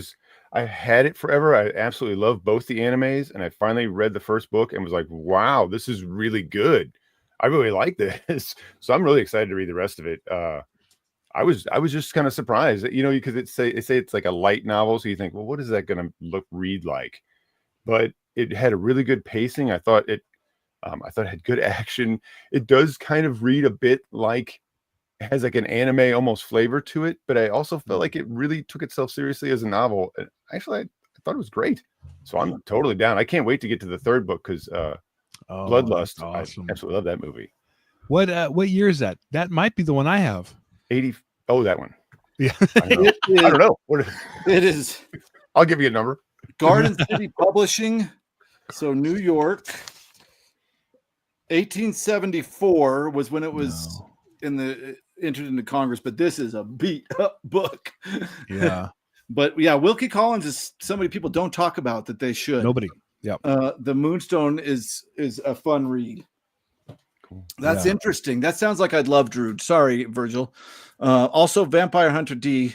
Like every 90s kid, I swear, had to have watched Vampire Hunter D and Akira. And then, did you guys ever see Fist of the North Star? Mm-hmm.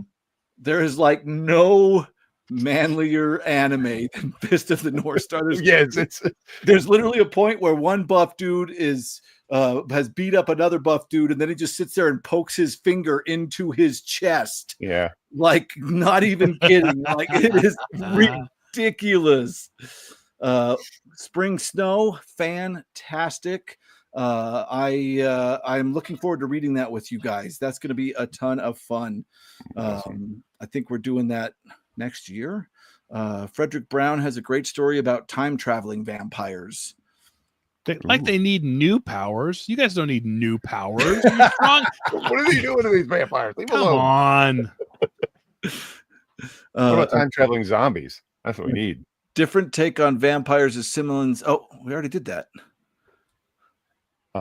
Also, another good vampire story that's a comic is Mike Minghola's Baltimore series. If you've ever seen that, really good stuff. All during World War I.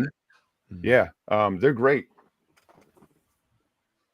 Okay, maybe it is just a vampire apocalypse in I Am Legend. So I've never read it. I've only seen it. I've seen the original one years ago. But yeah, but it's all it's great stuff. It's all in 2 volumes. Oh, nice. Okay. Yeah, all his art's great, and the story is legitimately good. Like, it's like, if you like to read, you'll like these. Like, it's not like, oh, this is a comic book, which I know we kind of like comic books, but if you just like to read, they're really good. So, and there's also a novel that Christopher Golden wrote called that has a lot of like tie into the Last Tin Soldier. There's like a whole metaphor going on with the Last Tin Soldier and this guy in World War II and this vampire. It's pretty good stuff. I've never seen The Strain. Is that a good one? I liked it, but I don't know if I finished it. Is it a bingeable show? Was that a Sci-Fi Channel show? No, it was. Isn't it like doesn't it like wear a dress and have a tail? It was like AMC or something. That's like the image I have of The Strain. Is there's this thing in a dress with a tail sticking out and like trying. It's more of a Nosferatu type, like nasty vampire than a fancy vampire. Spell Maybe. it, Jake. Spell what? Yeah, I don't. Something it. I'm not going fast enough, Levi. I'm sorry. We left. I can't. behind.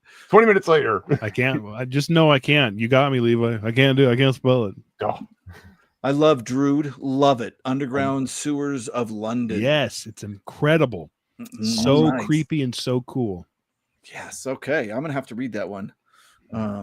Kim Newman also. Who knew that this was going to be a vampire show? I didn't. I wasn't ready for it. I wasn't either. I ready don't for it. have my Anne Rice over here. yeah. Kim Newman also wrote some fun books about vampires for Warhammer. The last of them is a murder mystery. Interesting. I mean, I know I've heard Kim Newman's name attached to other fiction outside of the Warhammer stuff, but I didn't know there were. I don't know which of those Warhammer books is good because the people who read them love Warhammer so much it's hard to get any perspective on the review. You know, it's like, well, you just love Warhammer, man. Is it really a good book, or is you just love Warhammer? I forgot about Blade. That's a good vampire movie. Blade. I love it. Berserk, not the manga, but the book by Tim Levin. Oh, Vampire Hunter think D I have it. Bloodlust equals I've got a little bit of Tim Levin stuff, but I don't have that. Buckle up, Nick. They're going to talk about anime. No, we're done. I mean, I could talk about anime, but it's all right. I'm not like I don't know that much about it. Oh, I didn't know that. I didn't know that either. Oh, that is news. My goodness. How recent was this? No. It can't have been too long ago because, I mean, even Drood was like 4 or 5 years ago. What type of accident? Because obviously, like you can, unless it's, I was gonna say if you hurt his hands or some type of paralyzed, you can still, what's it called? What's the word I'm thinking of, guys? When you record it and then you, I know what you mean. You know what I mean? There's a specific term. You push the button and you talk into it. Dictate. Yeah, dictate. Fist of the North Star. I'm not having it. You're already dead. Yep, that's right. Oh yeah. Yeah. When anime was not necessarily safe to put on the TV.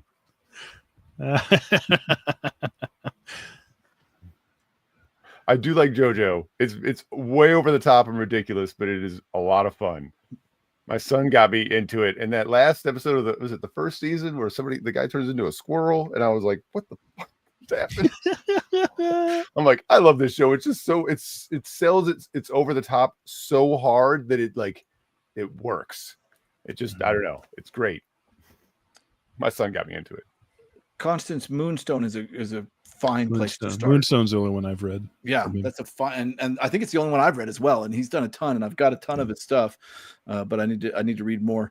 We're actually doing 4. We're going to do the tetralogy, the last 4 books he wrote, and we're talking about Yukio Mishima, Japanese writer. But yeah, it's the last 4 books that he wrote in his life, and they're absolutely incredible. So yeah, that'll be next year. Oh my God, am I caught up? No. I suck at this. Jake's judging me. I know he is. No, not judging. I'm not. I told you I'm not looking at the comments. I'm just. Is that a reference to the? Oh, he's a reference to JoJo. Hot take. A.E. Van Vogt wrote Asylum, astounding 1942, about a star-traveling race of vampires called the Dreegs. Not very nice people. Asylum. Let me see if I have it. It's so interesting. Oh my God, my Van Vogt. I hope you have it. I got a lot of Van Vogt. Oh man, There's a lot of it out there. I've got like 1.5 feet of Van Vogt. Jeez. I think I like Swan. I read Swan. I like that. I read the one that everybody reads. What's it called? Nole. Yes. And I'll tell you what, it was okay. It had some Dick, and I know that Dick was inspired by Vought. Like Dick really liked Vought. But Nole kind of pissed me off. Oh, I hate it. I read it with Richard. Neither of us really liked it. Like the ending was good, but the rest of it was stupid. I mean, the whole time I was just like, okay, if you're going to talk about non-Euclidean thought processes, explain what the hell that is. like at least right. In he doesn't know. Right. At least in the That'll show them. in I like the Lewis Paget, Kuttner and Moore, right? Mhm. They did the story Mimsy Were the Borgroves, and at least when they describe non-Euclidean toys, they describe what they are. Whereas Vought was just like, this thinking is crazy. It'll make you it'll make you live a long time. It's crazy. Yeah. His other big one is Voyage of the Space Beagle. Yes, I'd like to read that. well, Alien was apparently they like Vought's people took Alien to court saying that it was Voyage of the Space Beagle ripped off. I've heard it was, and I've heard it wasn't. So I haven't read it yet, but I'm curious. I think it's like inspired by it somehow, but I mean, again, I've not read it either. So, but I've heard the same thing. A lot of people are saying Guillermo del Toro, but I don't know what they're responding For the strain. The strain is based. They wrote a book. Okay. Series. Well, I don't know if the book series. I think it came first, and then Sometimes it's metal, sometimes it's vampires, but there will be a theme. Yeah, that's true, Christian. It's true. Well, I guess if you do Interview with the Vampire series, then it's a little of both. Yeah. Fun fact: Jake is a type of vampire. He sucks the life out of people by tricking them into reading bad books. Actually, he probably saves people from bad books. Hey, I save people from bad books, I agree. Because I know I can just huck it once he's done with it. It's like, I love that shit. I get rid of so many books when I watch his stuff. Now, Nick and Tim and the Elusive Exclusive Book Society, yeah, I trick them into reading bad books. But most of the time, I'm saving people. Saving lives. It was a very I'm a hero most of the time. Movie. I like Kronos. It was good. Oh, Richard did it. Oh, Richard. He's right, though. That's a good one. It is good one. I do love that. I do love that movie. I was not a huge fan of Salem's Lot when I was a kid because I was overly stupidly serious and gothic and thought I was super cool. So I didn't. I considered certain things like overdone or I just thought vampires were kind of a weird idea for a modern horror novel. I thought it was cheesy.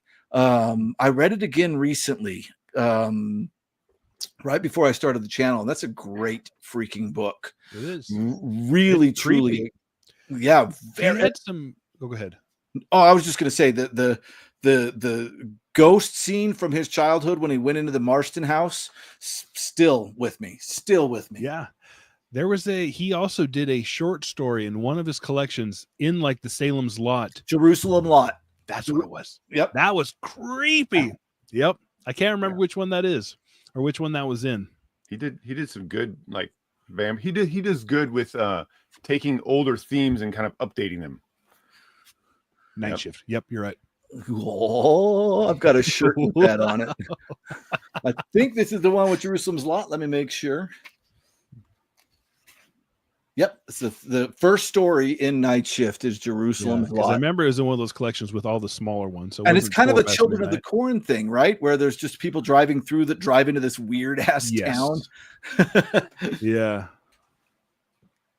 And he originally wanted to call the novel Jerusalem's Lot, but the people were like, no, that's too long, so they shortened it to Salem's Lot, which is a good call. Yeah, I agree.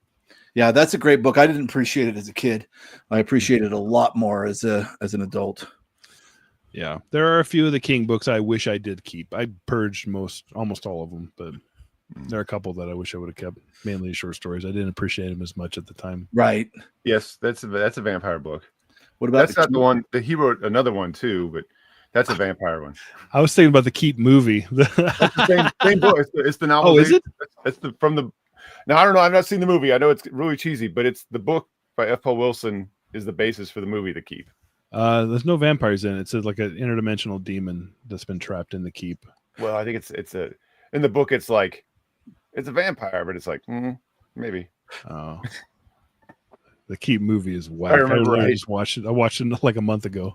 It was great, but I've never seen the movie, so yeah. What is free on YouTube? What is the fantasy Pringle list?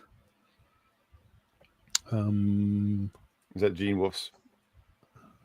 Never mind. I know the name. That joke goes too deep. Huh. I had to check Dan Simmons' blog to be sure, but in the mid 2010s, He suffered a head injury that left him in a coma and took a year or more to learn how to Oh, talk. jeez. Wow. I think he got knocked off a cliff. That's terrible. Mm. Okay. I hope he's doing all right. Yeah. Yeah. Thank you. Thank you, Lawrence, as always, for joining us. Got your teeth into this one. I think the creature in the keep is not strictly a vampire, though he had some vampiric qualities and may have inspired legends about vamps. David Pringle's 100. David Pringle. Okay. I was making a joke about Gene Wolfe doing the Pringles can and the whole. It was deep lore. Gene Wolfe did the Pringles can. That's right. See, look, bring it in. He helped engineer it. But in the Keep movie, silver crosses entrap the creature before they release it by stealing the silver. Yeah. There's silver crosses in the book too. They're all built into the wall. Yeah. Once you stop, you can't pop.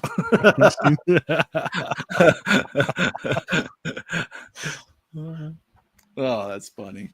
Okay, is that enough about vampires? It can be. Sure. I I think think we've exhausted vampires. yeah. Why do you think? Why do you think out of all the cryptozoological horror creatures, vampires, like it's by far the most popular, right?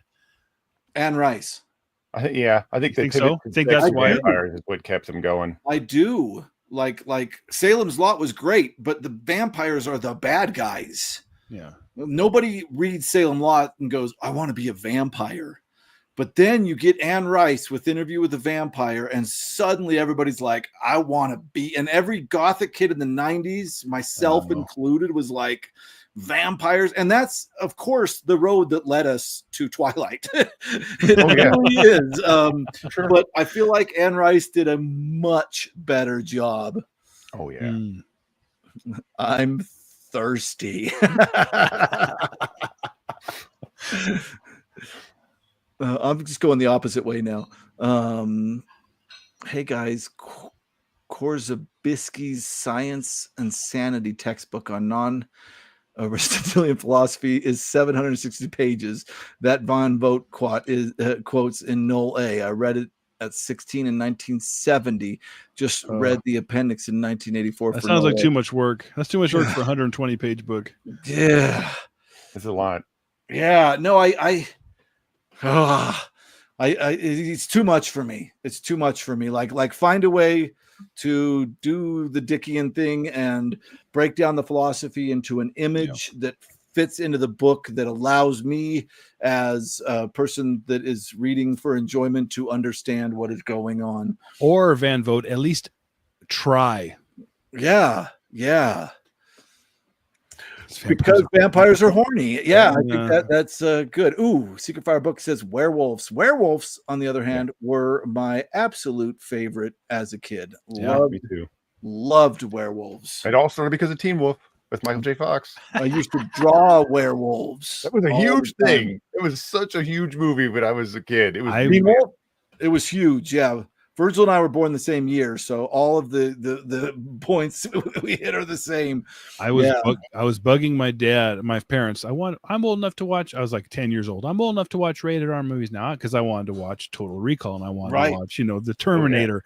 I'm old enough to watch rated R movies, and so my parents were like, fine, we'll rent it. We'll go to Blockbuster and rent a rated R movie, and they rented Silver Bullet. Ooh, that's a different movie. And it scarred me for I was gonna say, life. that's an intense one. Speaking of Stephen King. Yeah, really. Yeah, but now it's awesome. But as a kid, it's intense. It's terrified me. That's so I was like I'm good. I don't want to watch that anymore. I don't want to watch rated R movies. I'm okay. That's like if you catch your kid smoking, make him smoke a pack. Type of shit. It is the same mentality. Cycle of the Werewolf with Yep. art by Bernie Wrightson. Wrightson that Virgil's familiar with. I wasn't familiar with that. Yeah, this is a unique Stephen King book.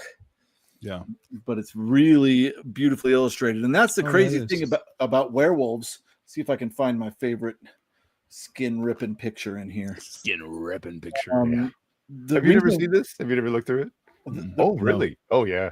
Wrightson was a comic book artist, mostly for horror comics. He has an illustrated version of Frankenstein. If you need a version of Frankenstein, That's a really good one to get because his illustrations are like stunning. Like they will make you stop and like stare at them for minutes and minutes. Oh wow. They're absolutely gorgeous. It's all in the style of art that was used when Mary Shelley was alive. Okay. So, well, This is why werewolves were so popular. I mean, they're the best. They're the best things to draw. I mean, seriously. so there's God. if you've that's never awesome. tried Bertie Wrightson, I think he's the creator for Swamp Thing, the comic. Not Oh, I can see that. Yeah.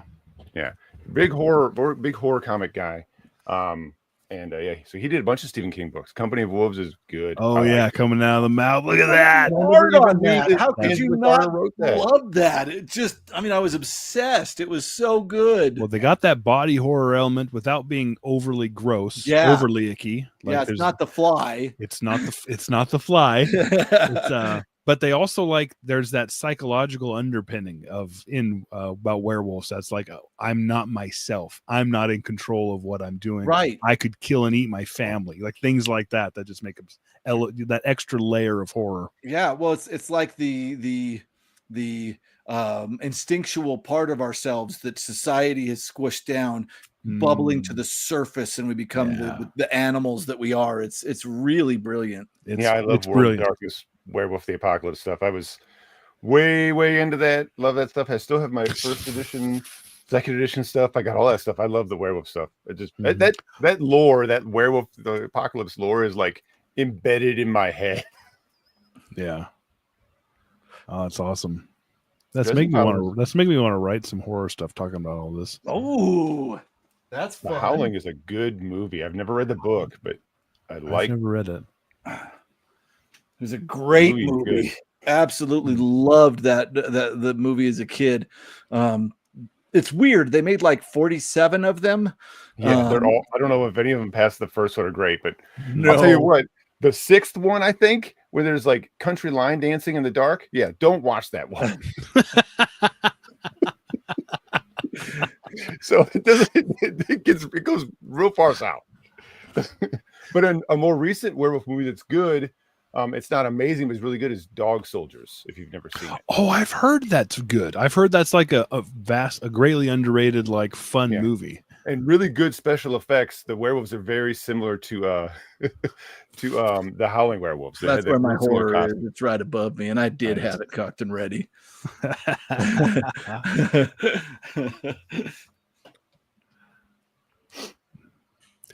It's hard to find horror. I pick them up when I see them, but like vintage horror books, they're like people are holding on to those things. Yeah, either that or they read them to oblivion. They read them to shreds. I was trying to find a copy of All Heads Turn as the Hunt Goes By for our thing with Brian, for the Secret Society read, and it was really super hard to find the paperback cover that wasn't like scuffed up like crazy. Like I had to look because everybody had these really beaten up copies, and then it was like even the one I have is like pretty good but not amazing. Yeah. So I don't know, just weird.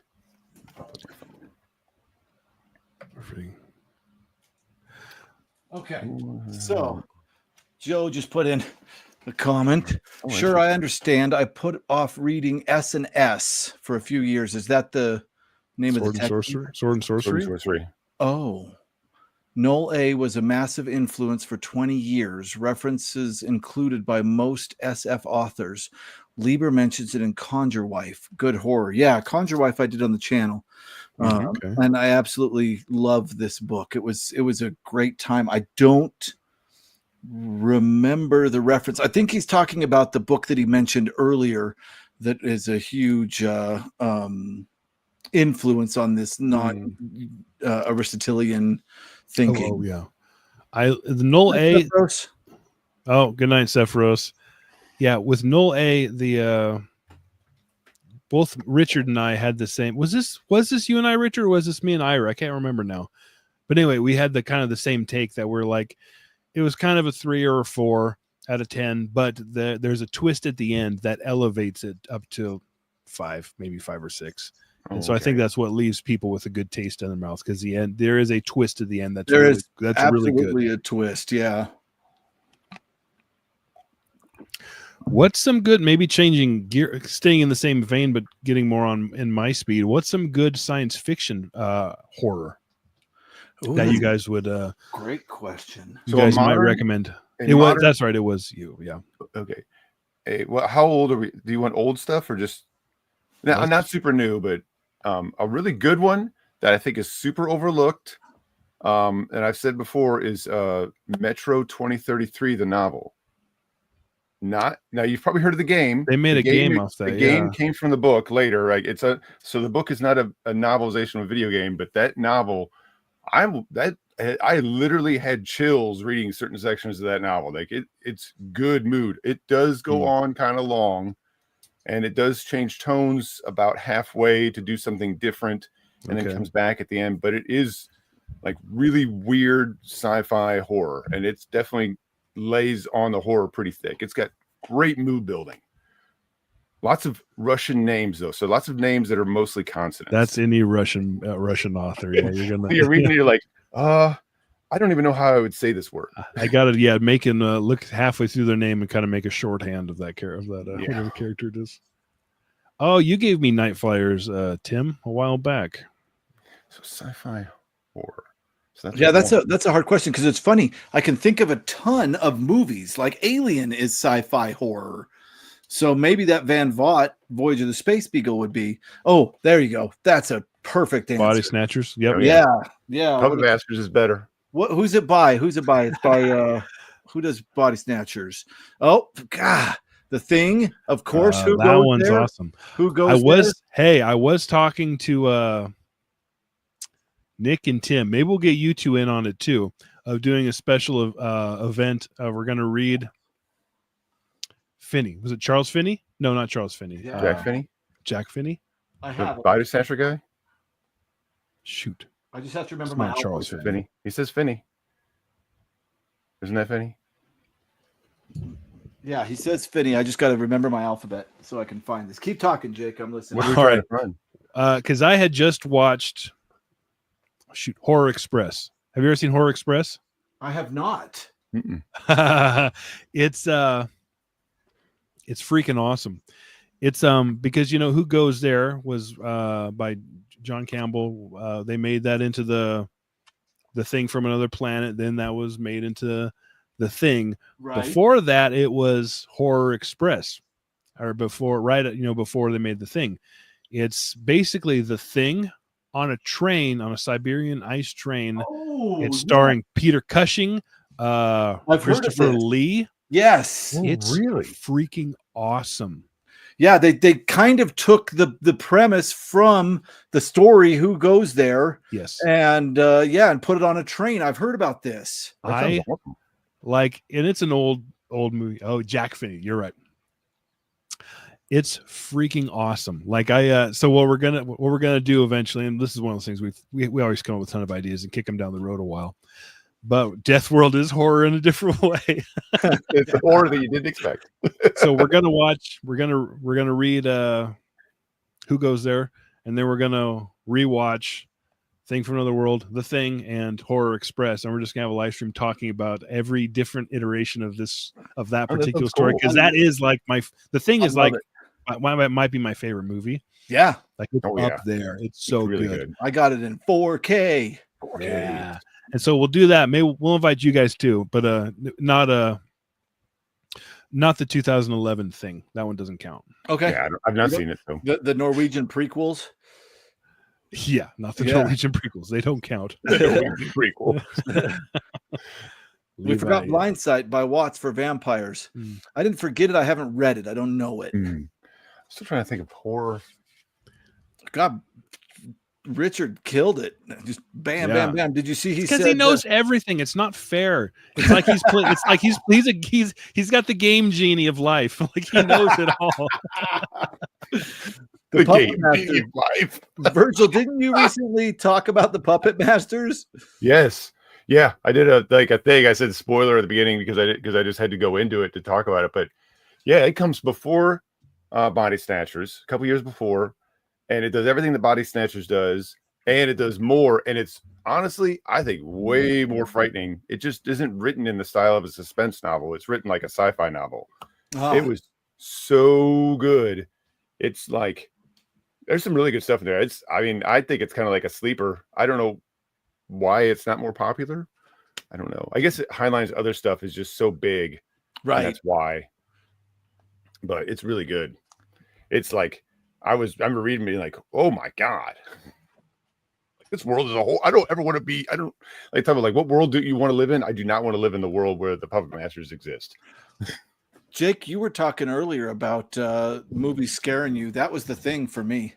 Yeah. I was like probably 9, and my brother was like, "Let's watch this scary movie." And that dog scene, I think that's lived in my head from that point on to It's now. intense. The creepiest, and like obviously there's a lot of body horror, but like when that dog first starts getting jacked up, that's like what the heck. But then the guy out in the snow mid transformation, Oh yeah, who's just screaming, Yeah. dude, that is the most haunting image. Or even the guy that's trying to put the things on the other guy and his chest opens. Yes, dude. Oh, crazy. I'm trying to think of. Event Horizon movie. Yep. Oh yeah, That's a Best good Horizon is one. good. that's another one I watched way too young. Like, hey, Yep. my dad came home. My mom and my sisters were out of town. It was just me and my brother and my dad. Hey, I got a sci-fi movie, boys, and yeah, we shut it off at the part that everybody shuts that movie off when they watch it when they were kids. Yeah. Oh, Now I love that movie, but yeah, that one gave It's me a some good scars. That dog scene hits the same every time. Right?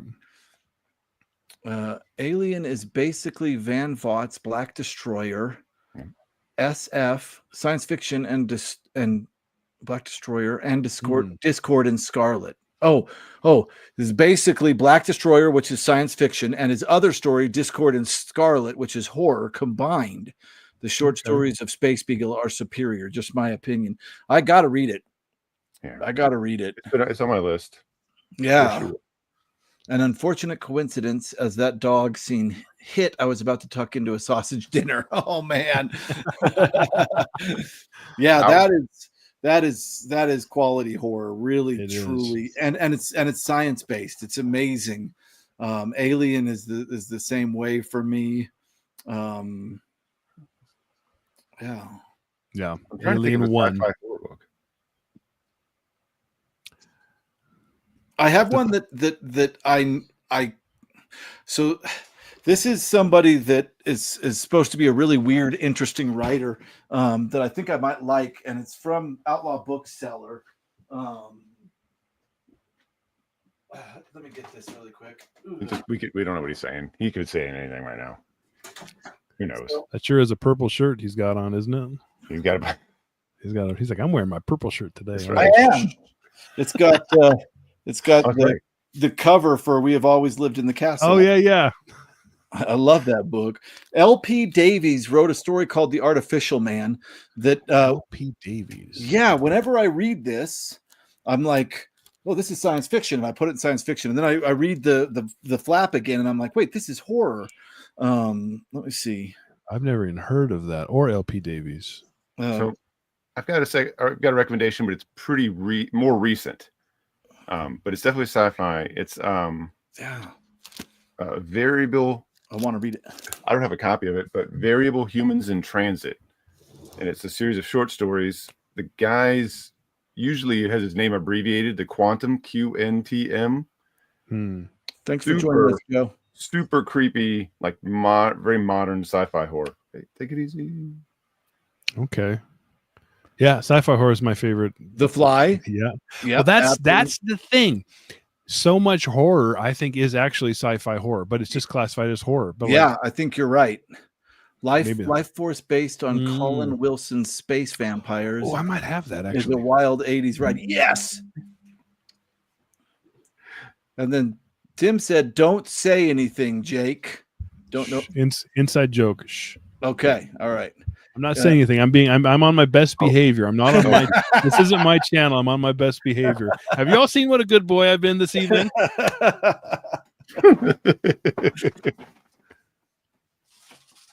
Oh, it's one of those things like you feel like if I had just a minute to like walk around like, oh yeah, it's this, and have like 10 of them. It's one of those things. Well, this sounds fun. Stephen Kozinuski is horror sci-fi about a planet of blood. A planet of blood and evil lamprey fish that burrow into people's brains. Oh Pulpy schlock, but fun. Jeff Goldblum. You know, if you say that, he's going to show up. Don't say the it 3 Candyman? times. Have I shown you this, Chris? Ooh, that is awesome. Cool. John Chapman is News from the Gilding. Oh, wow. This is his book. It's short story. He drew that cover too, which is just phenomenal. That's great. Wow. Yeah, this is on Amazon, and it's I know we harp on about News from the Gilding because he's freaking hilarious. He's good. Is he? Like, he's a good writer. Oh my God. Like, legitimately, like you can hear his voice sometimes, but sometimes you can't. And it's just short stories, but some of them are legitimately creepy, and they're all sci-fi horror. Oh, this is on Amazon. I want to say it's cheap on Amazon. Everybody should pick this up. It's legitimately great. And he did the cover himself, I assume. Yep. Yeah, his paintings are. I mean, he's good at what he does, man. Yeah, I'm gonna have to check that out. Yeah, check it out for sure. It's worth a buy. Yeah, I get a lot of books sent to me. Oh, Iron Lung! I remember Iron Lung. You guys play Iron Lung? I played Iron Lung. I'm looking forward to the movie. Oh, they're making a movie. Markiplier's making a movie. I was too big of a nerd to play. Like it's like heavy production. Like I think they've done filming and they're in post production now or something. I'm excited about it. How can you still play it somewhere? Yes, you could. It's still on Steam. Chris, don't look up anything about it. Oh, okay. And just play Iron Lung. It should be a couple. Very low requirements for a PC. Okay. Play Iron Lung. It's super duper short. You can play it in one sitting. And I want him to film himself playing it so bad. I want him to make a live stream. You know what I'm talking. You know what part I'm talking about. Oh, that'd be great. But yeah, play Iron Lung. It's fantastic. Okay. Iron Lung is cool. It's cool stuff. Pretty much any Richard Matheson is sci-fi horror. I was going to throw out, when you first had me thinking about it, the sci-fi writer that scares me the most often is Ray Bradbury. Oh yeah. Yeah. But that's kind of a weird, and Bradbury, I'm really sad because I feel like BookTube, it kind of ignores Bradbury. And I know everybody does. Yeah. And I feel like as far as sci-fi writers go, he's the closest like Stephen King sci-fi we got. Like that guy's storytelling ability is just insanely good. I think it's because he's so hard to narrow down. Because, I mean, you could read I've only read 2 Ray Bradbury books, the Fahrenheit 451 and Something Wicked This Way Comes. Oh, both his novels. The novels completely different. The crazy thing about that is the stories I feel are better. I feel like you got to grab Illustrated Man and the Martian Chronicles. I think you would love them. Mm-hmm.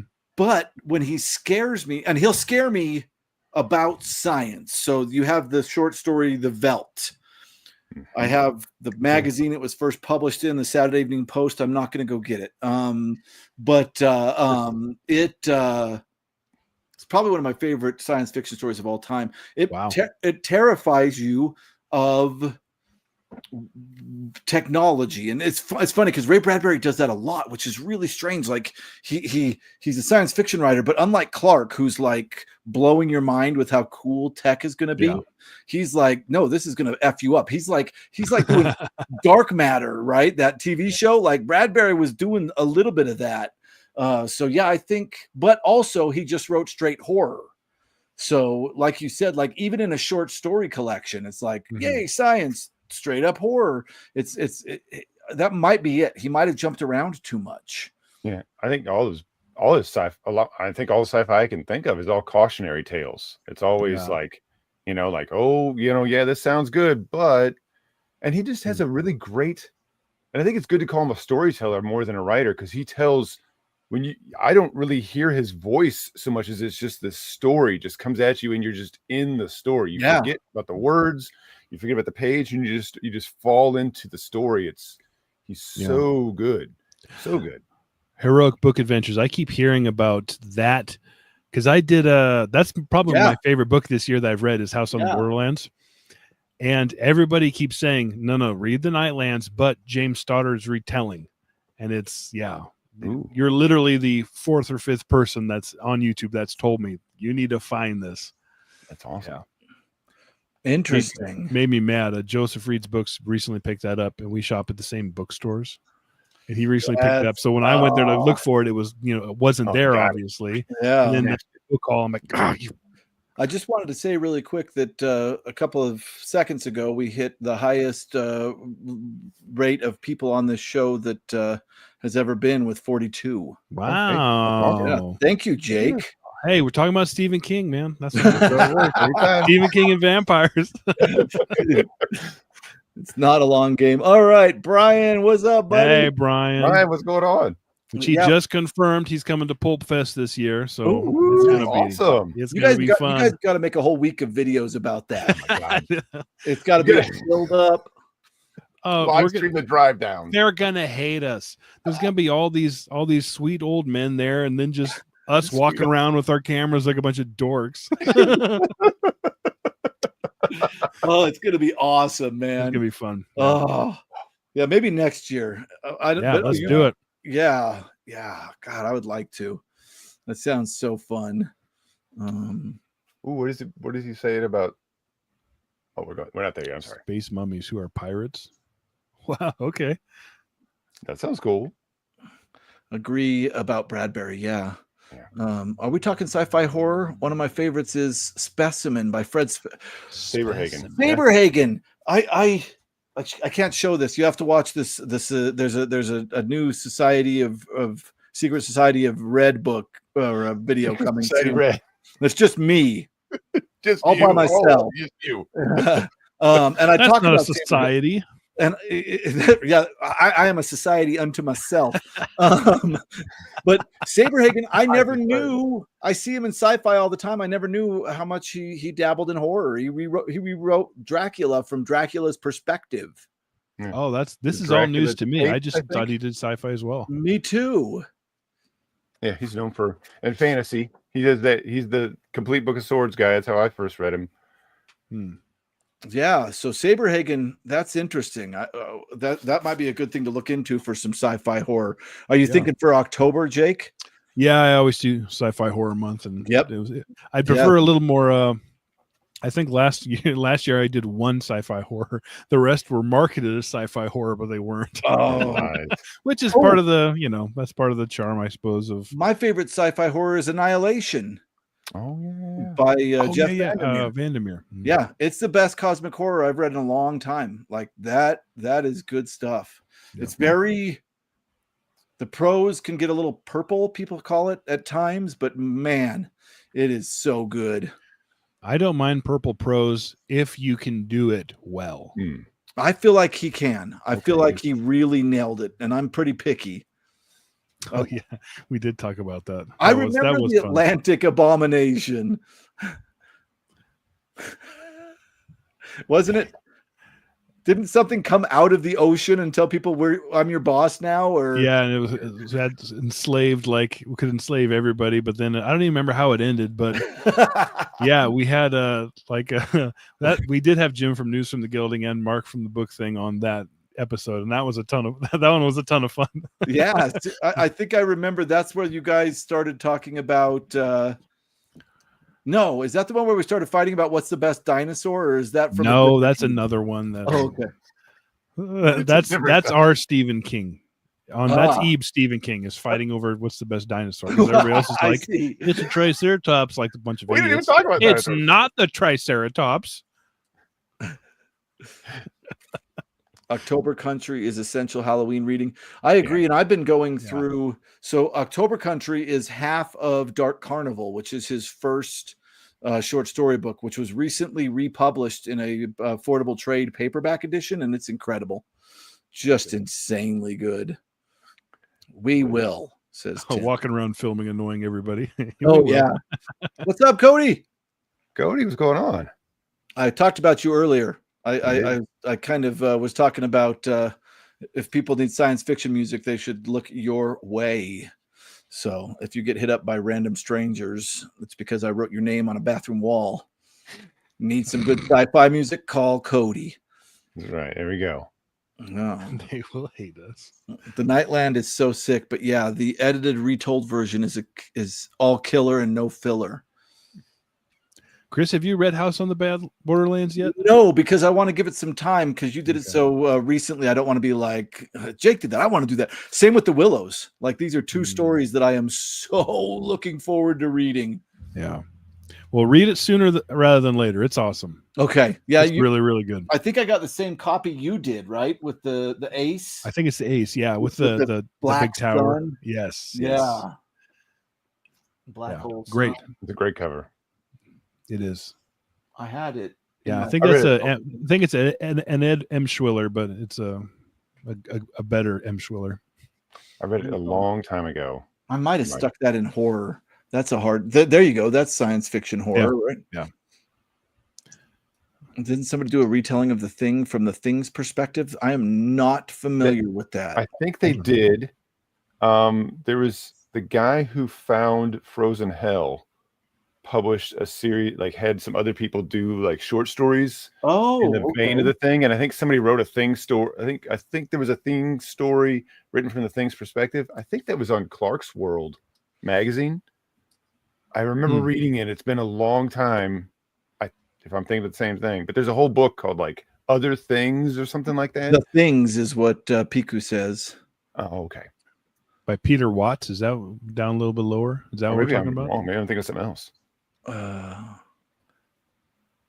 haven't read it, but Sand World by Richard. No, sounds good though. No, The Things by Peter Watts. Okay. Maybe that's it. Speaking of Blind Sight, ... Do you know that The Thing is what brought Virgil and I together? Really? Yeah. That's our meet cute story right there. Our meet cute story. I did a video on The Thing and I was like touting how much of a badass I was and that nobody else on YouTube did like as good a video on The Thing as I did. And I was like, what? Like I searched for The Thing and nobody's talking about it. I searched for who goes there really. And Virgil commented, he said, well, I'm sorry the algorithm didn't show my video when you searched for The Thing, and I clicked on it and his Thing video was way better than mine. Well, put both of them in the description and we'll watch them and we'll let you guys know which one we like better. We'll there vote you go. I have to go find it. Who did it better? Oh dang, I do make space music. Thanks for the shout out, Chris. What's up, dudes? Hey Jake, good to meet you, man. I live in Dallas. Hey. We're neighbors. I'm a half hour higher than you, half hour further north. Okay. I'm an hour higher than all you guys. I took my gummy early. Nice. Yeah. Just nothing in it, just normal gummy bears. That's right. Just a handful of them. Yeah. Get me through the stream. I missed the last 20 minutes. Kids stuff. The Thing whips ass. Whips ass is new to me. It's new to me. I know what it means now, but like I kind of like it. Whips ass. Yeah. It's like it's because kicks ass is kind of old and kind of boring. I remember whoop ass. There was whoop. I guess now we're into whips. Yeah, whips ass. Like when you whip somebody's ass. It's whipsing. Did you talk about Blind Sight? Maybe that started from 50 Shades of Grey, which is a Twilight fan fiction. It is straight up bringing it all back. Wipes ass. Like Cody makes the big bucks right there. In my opinion, who goes there is head and shoulders above anything else John Campbell ever wrote. It was an inspired story that reads as a timeless thrill. I agree, Richard. Yeah, Richard said it before. It's a good point. But I do want to say, and I know Richard will have read this as well. His story in the Science Fiction Hall of Fame, I actually really enjoyed. And it does have to be said that when I started my channel, like I hadn't read a lot of science fiction. So I was just like, look at this cool Audible that I can listen to while I'm driving down to my brother's house. So it was all new to me. Like other than the obvious big science fiction writers, I didn't know any of this. And John W. Campbell's story is about a time traveler who goes to the future and finds this city that is perfectly automated to take care of all human needs. And he describes it as this ghost town because humans have been basically helped into helplessness to the point that there's only like something like 1 million humans on Earth, on the entirety of Earth, and all the land in Earth is one big city that's run by these machines. And it was just very hauntingly and beautifully described. I really liked that. We're up to 40 viewers. We're doing great. It's Jake. Jake has poll, man. The Pulp poll. Yeah, the Pulp Mortem poll. Did we talk about Blindside? I don't know if we did. I don't know Blindside. I'm sorry. I don't either. Is it it's a vampire book? I don't know it. I'm sorry. Twilight by JWC. Read the best of JWC as well, but I stand by my side. Oh, Twilight is the name. Yes. John W. Campbell's Twilight. Yes. No, I agree. I think Who Goes There is better. I agree. Absolutely. I really loved that story too. Also, Richard, you don't have to preface your anything by saying, in my opinion. If you're saying it, we'll believe it as fact. It's true.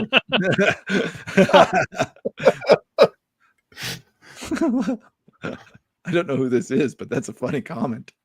Sort of comic book man. We did talk about comic books. We did a little bit, yeah. If you'd like, you can hear us talk about what the Bronze Age of comics. We're like, is it this? What the dates are. Blindside is one of the freakiest books I've ever read. So dark, but not overtly horror. Just the most bleak, hopeless vibes ever. Ooh, no hope, huh? Betty science fiction, though. Not really about vampires.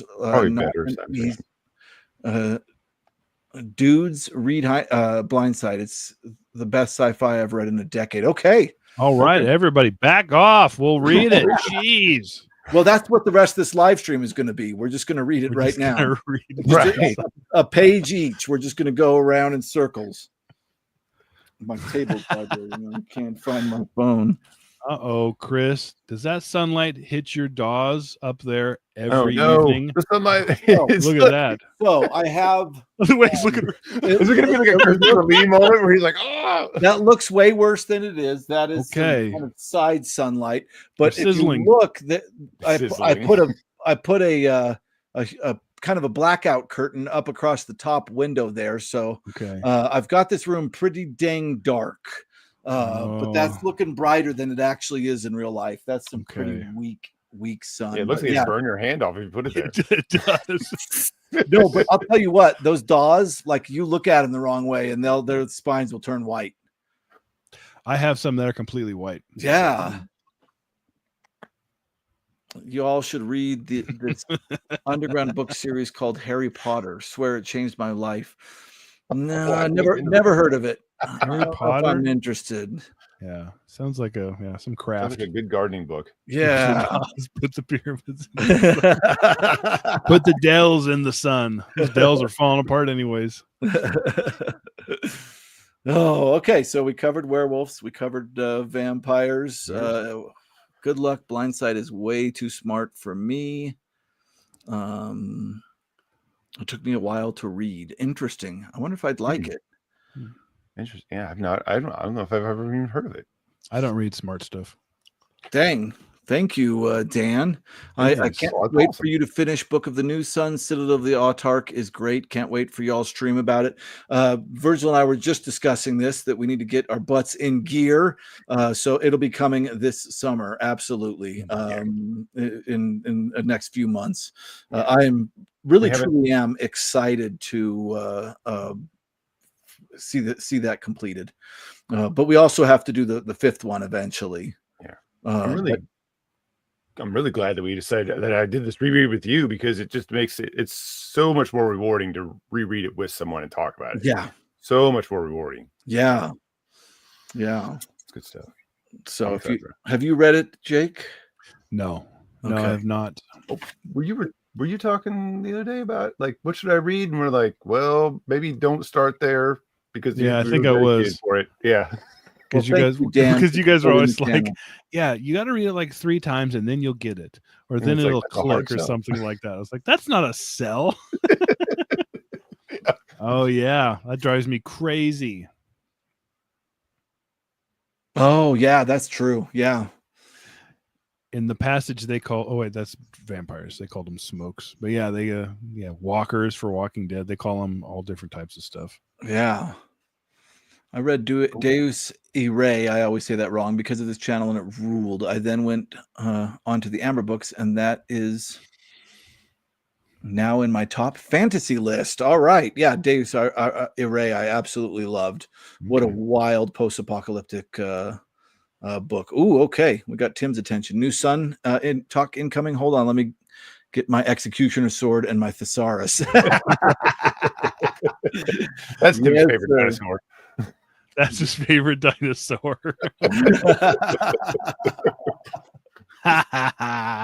Oh, got to roll out, fellas. Levi, I saw you.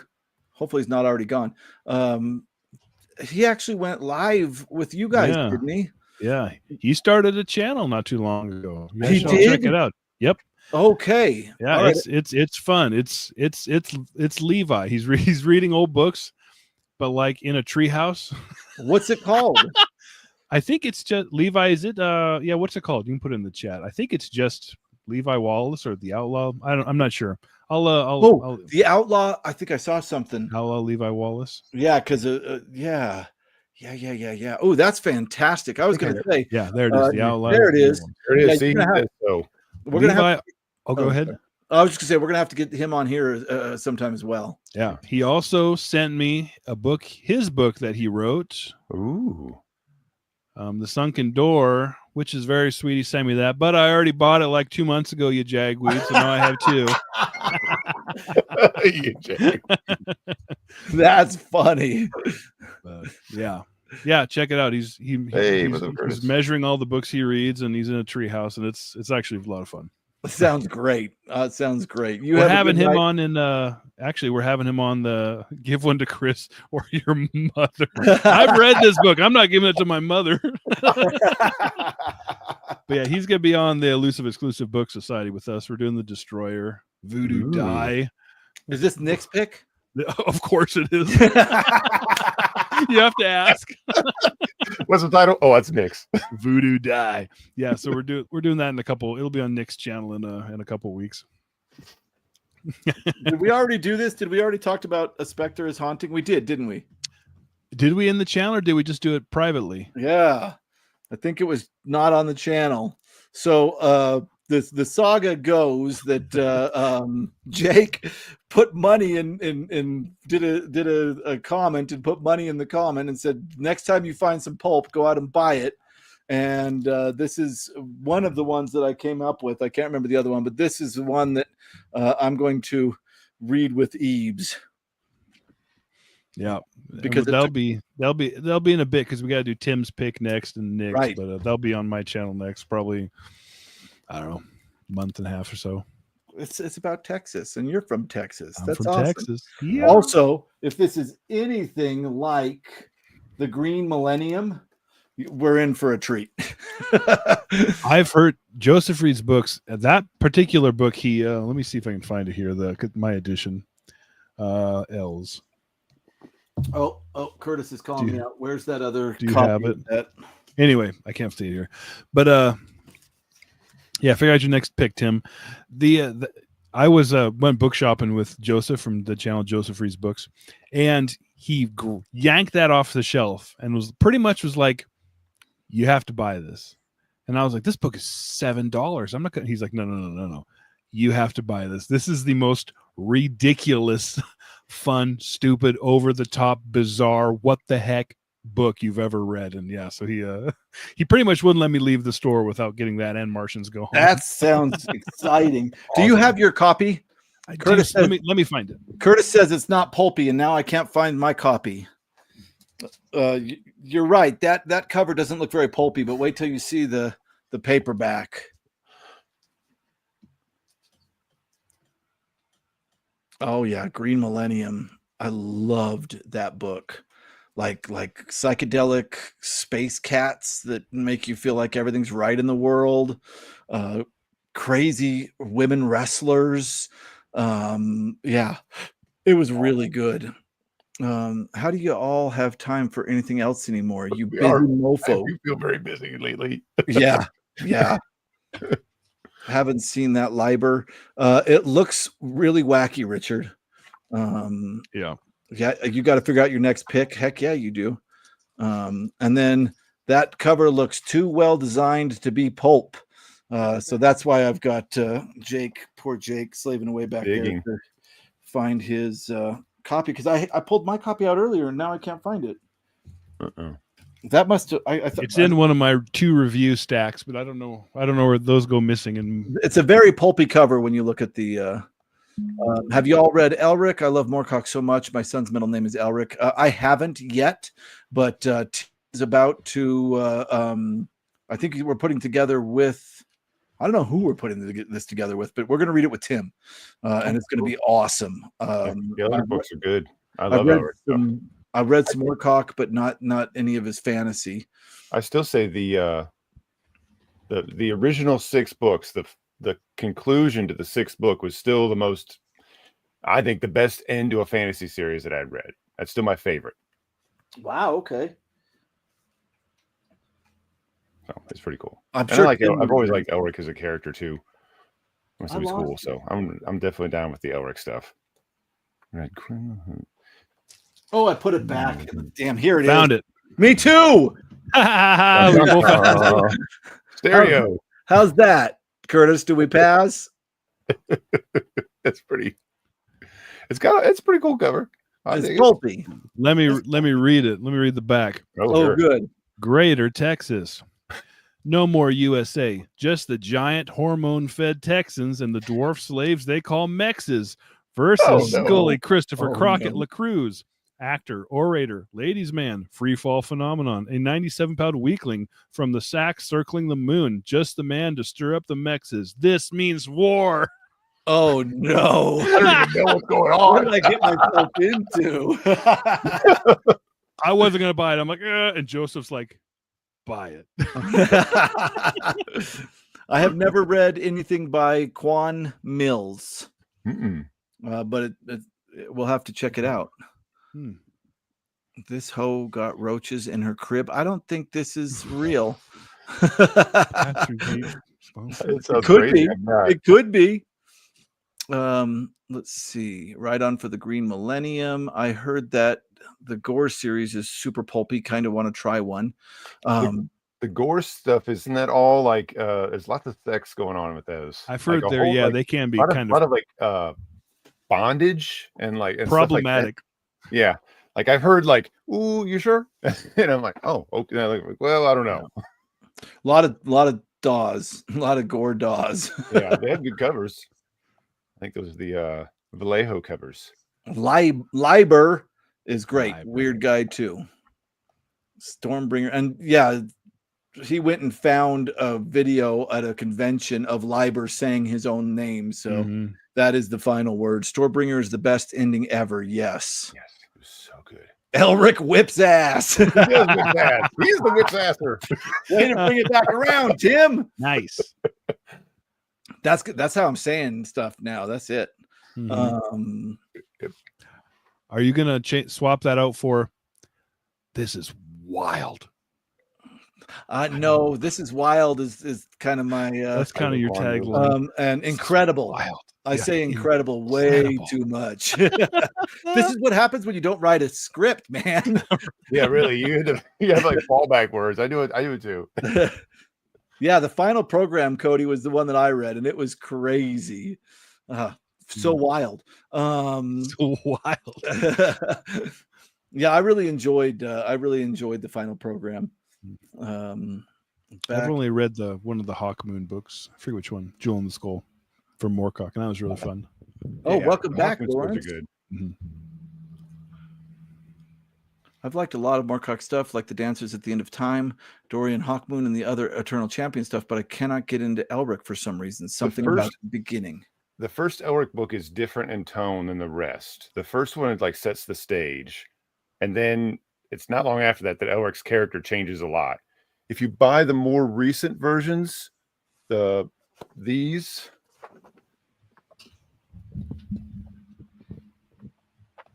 Yeah, so if you get the new reprint, which is really nice, these are really nice. This new reprinting is the first 4 Elric books, but the second book in here is actually not the second book. It's like a book that he wrote after the series was finished much later. I think it's the Fortress of the Pearl. Yeah, Fortress of the Pearl. It was written out. It like chronologically, that's where it happens, but like he wrote it much later.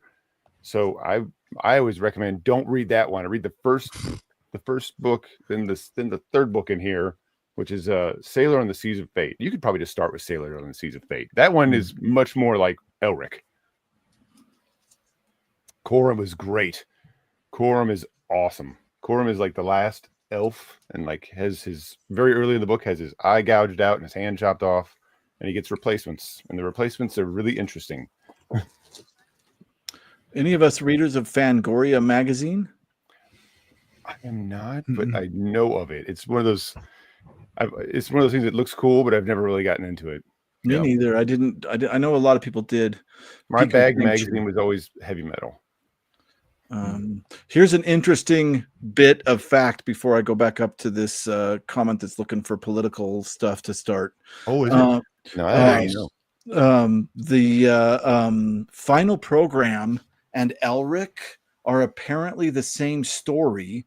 One told fantasy and one told sci-fi. Oh, yeah, okay. which I did not know. Well, yeah, I did not know that. Most of the Moorcock protagonists meet each other. So Elric meets Von Beck, and he meets Corum, and he meets Hawkmoon. In fact, I think they're all in the Sailor and the Seas of Fate. They all come together because they're all like different expressions of each other, and different. He came up with like a multiverse. So yeah, and there's some super weird stuff, but it's pretty cool. But yeah, he did a lot of his characters meet each other. Jerry Cornelius is in Corum. Yeah. I did not play the games. I did not watch the show. I played the first game. I have not either, unfortunately. Even though I know I would like The Last of Us, but it's one of those things. Yeah, I'm not playing too much video game guy. I like Skyrim a lot. Yeah, yeah. That Skyrim book you showed up that time, Jake, was awesome. Wasn't that awesome? Cool. I've since packed it. Yes, I've since packed it away, but yeah, it's phenomenal. Let's see, Mad Magazine. I did read some Mad Magazine. Fangoria was my shit in high school. It's got some cool stuff in it. I know. They are all the same character. Okay, good. All right, that makes sense. But it's weird because apparently in that case, it's literally the same story, down to the sword sealing souls. But in the final program, now I can't remember.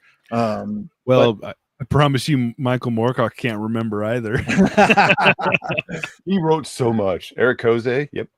All right. The Eternal Champion is undying. Kinda. Elric and Jerry Cornelius from Final Program are alt versions of each other. I'm gonna have to look up what I'm talking about because I may be wrong. I don't know if I could find it, but there's a really cool black and white comic that's older of the Hawkmoon story that I really like. Huh. It's really good, really cool artwork. It's it's probably behind Creepy Baby, and I'm not gonna move. Well, yeah, don't freak out, Creepy Baby. I've been watching Creepy Baby the whole time. She keeps looking at you. Keep your eye on her. It's like the angel thing from Doctor Who. You gotta watch. Yeah. Oh, here they are. Creepy Babies. Oh, here they are. Creepy Baby just said it there. Don't hurt yourself. The Champion Multiverse makes no sense. I've seen that Hawkmoon comic. They're cool. They're older comics. They're really good black and white comics. So I like the sound. For some reason, I don't know why. When I was reading it, I got reminded of like Bible stories, like Bible story. Like when I was a kid, you get these like hardback books, like storybooks, or like Bible stories, and somehow I don't know if it's like the way they do the text box. Chris is getting up to get a Bible. It's like, go get your Bible. But somehow it reminded me of that. I don't know why, but they are really good. Yeah. And I've got the old when White Wolf got into publishing for a while. I have a couple of those Moorcock hardbacks. Because I bought Hawkmoon because it had the coolest cover I'd ever seen. Wonderful Story of Old, or Mother's Easy Steps in Bible Lore. I was like, we'll just get a whole book. That's awesome. Yeah, and every page is a really detailed drawing of biblical stories. Yeah, that's cool. I collect a lot of old biblical and religious. In fact, I think I've shown this one off before. Sorry, Virgil, we just completely ran over. I'm just gonna start holding books up. That's it. I'm done. What am I gonna hold up next? All right, I found this. Okay, here's a goofy book. That was like almost like a book haul. I found this at half price, and it was the goofiest thing in the world. I thought, there's no way this book is any good. And then people were like, oh, this is a great series. And I'm like, what? So I bought it. It's Circus World by Barry Longear. That book I've heard is great. Yeah, it's supposed to be really good. He wrote Enemy Mine. Yeah. Oh my God, I watched Enemy Mine over and over again when I was a kid. It's about a spaceship. Sand monsters. Here comes the Gert Gutenberg. Sorry, Richard. Can't afford one of those. A spaceship crash lands on a planet and is isolated of circus performers, and the planet, like they do a whole thing, like that whole society grows up from these circus performers. Yeah, Ira sent me that one, and it's he said you need to read it. It's great. Let me find it here. I thought it sounded so corny, and then the reviews were like, "Oh, this is good. This is good." I'm like, "What? Yeah. Okay." Everyone up at the same time now. We've officially hit the morning for others. Vampire Bible stories. Excellent idea. Ooh, I like that. That's awesome. They're wild. That's cool. No, I got this. It's all in German, but it's an 1864 prayers of Martin Luther. Every prayer of Martin Luther recorded. Picked that up at a garage sale for like $2. Oh wow! Yeah, I love that. That's the way to do stuff it. Like that. That's the way to do it. It is pretty cool. I think I've shown my Gormgast trilogy. It's just the fantasy and science fiction. Yeah, I don't have an old one, but I do. Gormgast is something I want to read. Not the Ballantine adult fantasy is the copies that I have. Who wrote Gormenghast? That's familiar. Oh, let me go get him. Mervyn Peake. Mervyn, God damn it. Mervyn Peake. Yeah. He wrote some pretty interesting stuff. He did some of his own art too. I read this one story by him that I really like called Same Time, Same Place. And it's just it's about this guy who's like sick of his parents, and he meets this girl at this like little coffee shop, and they just start talking, and after a few days they're going to get married, and then like he's a little late to the last meeting, and he shows up a little bit late, and it was really good. I've heard I've read a little bit of it, and it's supposed to be very much like has like a Dickens like style to it. Okay. But it's also like kind of weird fantasy stuff. Yeah, it's on my list. Yeah. I started with William Morris, which I'll probably talk about on the channel someday, but I want to make it to Mervyn Peake eventually. It's pre-Tolkien. Oh no, that's not true. William Morris is. When was Mervyn Peake writing? I have no idea. He's in the 70s. I think. Way later. Okay, way after. Yeah, or maybe a little earlier than that. Maybe a little earlier. I know that. Like when they started doing that new weird stuff with Vandermeer and Melville, like they said that like they wrote fantasy from the perspective as though that Gormenghast series was the prominent like fantasy series, not Lord of the Rings. Okay. Oh, wow. So I don't know if that's what I remember reading a review from China Melville saying that.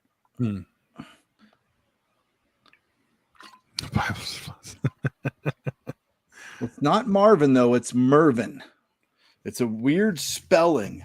Yeah, it always throws me for a loop, and I yeah, say you it got wrong. called out for that on your And video. it rightly so. I mean, this is first name. If only Martin Luther had stuck to vampires, witches, and werewolves. I thought Gormangast was a snooze fest. Personally, I've heard that.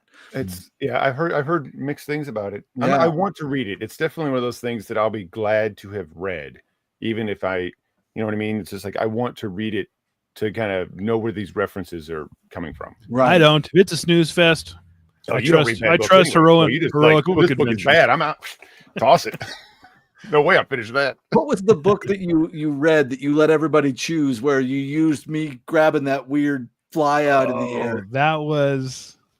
You let us pick that. I did that for February. I let everybody vote on Fantasy February, vote on what fantasy style book to read. And yeah, so out of all these like awesome looking Sword and Planets, they made me read. Where the heck are those horrible things? Suzette Hayden Elgin. Which sounded, you led up. This is what I'm talking about. You led it up, and I was like, this sounds kind of cool. And you're like, oh no. 12 Fair Kingdoms. Yeah, but your review on that, I was like, okay, that's not the Elgin to read. No, it's not. Yeah. There is an Elgin a Daw. Did I send you that one? The 7th level? It's like I think it's Daw number 10. Maybe I sent you that one, or maybe I think I have 10. Oh, I still have it here. Hey, Tim. I see Tim leaving. Bye, Tim. Right here. Yeah. Yeah. She's Ooh, I like the cover. Yeah. She's a very the cover's cool. She's really neat as a writer, but then you talked to the story like, oh, I don't know about this. Never mind. No, this story's hot garbage. This is really bad. Was that the one where you said there's like 87 characters? Like she just goes and meets like 12 more characters every chapter? Every 2.4 pages you meet a brand new character that is introduced. They have a quick conversation, then she leaves. Nothing bloody happens. This one is so bad. Gotta go, lads. Need sustenance. You all rock. Yeah, we're all rocking through our dinner as well. Mm-hmm. Peak was the 50s. Okay. Oh, thank you very much. Yes. Yeah. So that would have been between. Well, I don't know, when did Lord of the Rings get originally published? I guess about the same time. 30. Well, The Hobbit was like 30. The 30s. Yeah. I think. But I don't know when Lord of the Rings came later. 40s. I don't know when. Tim just left. He's the one that would know. Tim, come back. Yeah. Tim. We have to have our Tim call. Somebody's asking me a question about fantasy. I gotta go. This is the Tim call. It's just meow. Meow. Meow. Poor Tim. I abused that poor man.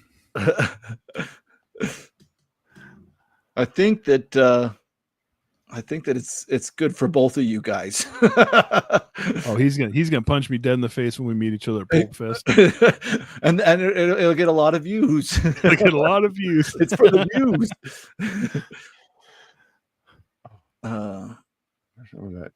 So I'm not gonna be able to say this. The Mahabharata, I think, is how you say it. Look good. This is a Hindu epic, right? If I'm thinking correctly, which I think I've read a little bit from, but not enough to be able to. Got a visitor. Got a visitor. See that? Eloquently. What was it? Well, it's not creepy big. I got some spirit. You gotta just randomly throw your hand out there and grab stuff. Yeah. See, I know better to give people clips for memes for me. I can't help it. Gormangast is slow, but the next two are supposed to be worse. Sold. I have heard. This is what I've heard. These are things, I feel like I'm now just going in a weird loop. Hobbit was 37. Lord of the Rings was 54 and 55. Okay. Lord of the Rings was early 50s. The Mahabharata TV series is epic. Only 800 hours. What? Wow. There's a bingeable show. Jeez. Good Lord. It's like watching One Piece or something.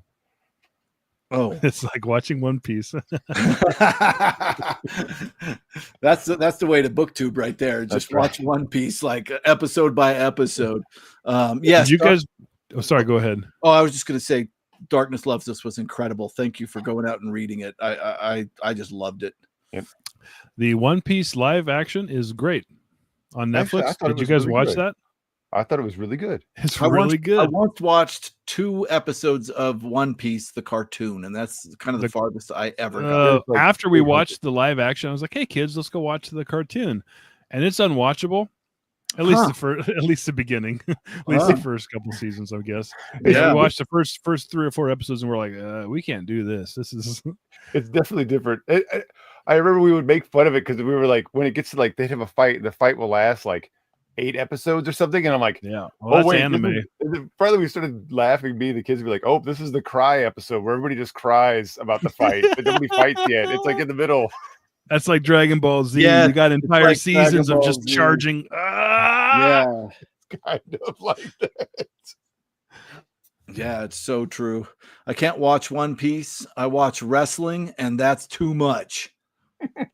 One Piece is better than wrestling, so at least the live action. Live action was really fun. Yeah, I don't really read manga. I don't like going backwards with my books. I don't mind that. You can get used to that over time, but yeah, I don't know why, because I liked X-Men, the comic book, when I was younger, and I loved Grant Morrison's Doom Patrol. That's my comic book talk right there. That's the best I do. I like manga. I've read so I like Berserk, but everybody on BookTube talks about Berserk, which is why I don't. Well, there we go. Funny you bring that up. Yeah, I think the Berserk manga, even the early stuff, is like just gorgeous and really good right out of the gate. And I know that I'm not even to the point in my reading where it gets really good. So it's like, I know it's great. Actually, I love the old 90s Berserk anime, the old one that only had like whatever. That was great. So I don't know. I like Berserk.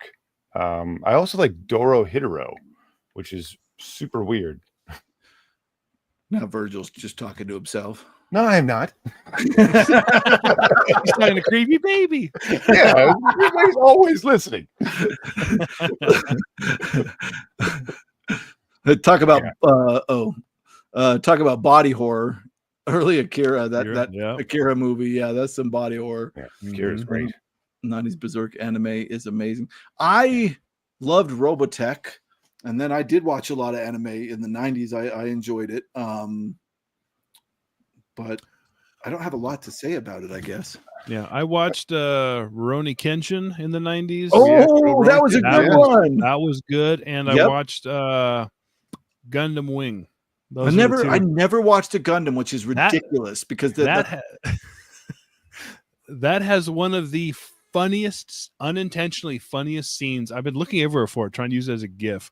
One of the most unintentionally funniest scenes of anything I've ever seen ever.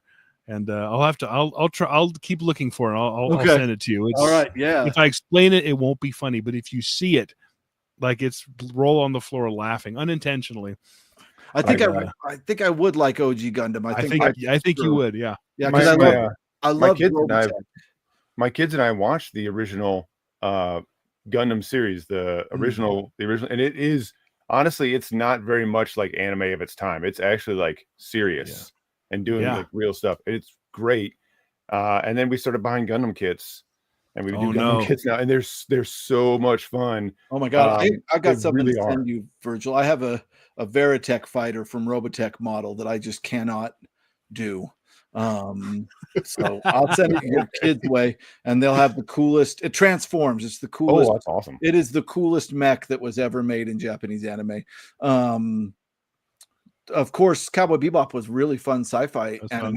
And if you've never seen Samurai Champloo, that one was huge for us. We loved that one.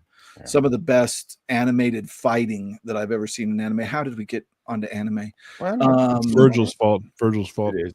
It's always. Who wrote The Boys? A fabulous writer. I don't watch The Boys, so I don't know. I'm sorry. Is it not Grant Morrison? Who is it? I don't think it's Grant Morrison. It's Alan Moore. No, I can't remember who it is. I can't remember. I know. I'm just saying names, so I don't remember. But Garth Ennis. Somebody else said it. Abraham Lincoln. Abraham Lincoln. Abraham Lincoln, right? It's right. Elric of Melnibone. No, maybe that's right. Mellabone. Boone. Me and Virgil are about to have a lot to say about Evangelion. I loved Evangelion in the 90s. That was a big one for us. There's I think I saw that too. Yeah, there's so much to talk about. It's gonna be fun. Yeah. Lawrence. Oh, at Lawrence. Good. Those are words. Off Season by Jack Ketchum is fun family reading. I think that's a lie. It might be a misleading comment. But you never know. That might get chosen eventually for Secret Society of Red. Never know. Princess Mononoke was my that's a benchmark. great movie. Yeah, that was I was crazy about that when we first saw it. I was like, this is so good. I'm older, so Nausicaä, I think, is the absolute best. Oh yeah, that Oh, was good. awesome. Oh, I watched it Valley back of the when it was Wind? called Warriors of the Wind. yeah, And yes, it had the original title. yeah. Had an old No, VHS tape of it. Princess Mononoke is incredible. Spirited Away is incredible. I got to see Spirited Away opening night in a Japanese theater, and I could Yeah, that's understand cool. maybe a half of it because there was no subtitles for my dumb ass. Oh, that's awesome. I don't know what's happening here. Oh, Grands took off. Oh, it's Joe back. Some of Saberhagen's later Berserker stories are really horrific reads. I do not mean bad, just rough. Yeah, somebody or Brian brought up that Saberhagen is good science horror. Yeah, I've heard good things about Berserk, his Berserk series. Yeah, I don't know. Berserker series, not Berserk. I don't know who they're talking about in the comments. I don't know. Who That's the guy who wrote The Boys. Oh, okay. Right. Yeah. Yeah. So I'm out of my out of my depth here. So The Boys. Oh, you saw it in America. Nice. Yeah, you could understand what the heck was going on. Do you guys watch them dubbed or do you watch them with subtitles? Always subtitles. Always subtitles. Yeah. That is the correct answer. Yeah. Well, not me. It depends. Usually dubbed because I'm usually doing other. A lot of times I'm doing other stuff, but I do like subtitled stuff too. So I watch all kinds of stuff that's subtitled. But yeah, I spoke Japanese okay conversationally, but I mean never enough. The minute a movie gets slightly deep, I was out of my depth. I was never. I was like just fluent enough to be dangerous. Nice. I could get in a taxi cab and get to a bar and get home. Well, I could do that too. Sake. Right? That would probably work. But yeah, I was pretty good. I did really good for a while. I was really starting to get the hang of it. I was talking to people, but now there's no way. And yeah, manga. I don't know what it is. I once I got out of comic books, I like got out of them. It was over. I never went back. I guess I need to read the right one. I don't get really into the superhero stuff as much, but I do like European sci-fi comics and stuff like that. So yeah, I like that stuff. Is what I would move. Yeah, Angel's Egg. That's an old one. Yeah. Is that Oshii? Well, I can't think of the guy's name. I think I know that director's name. I don't remember, but I need to watch it. It's been on my list.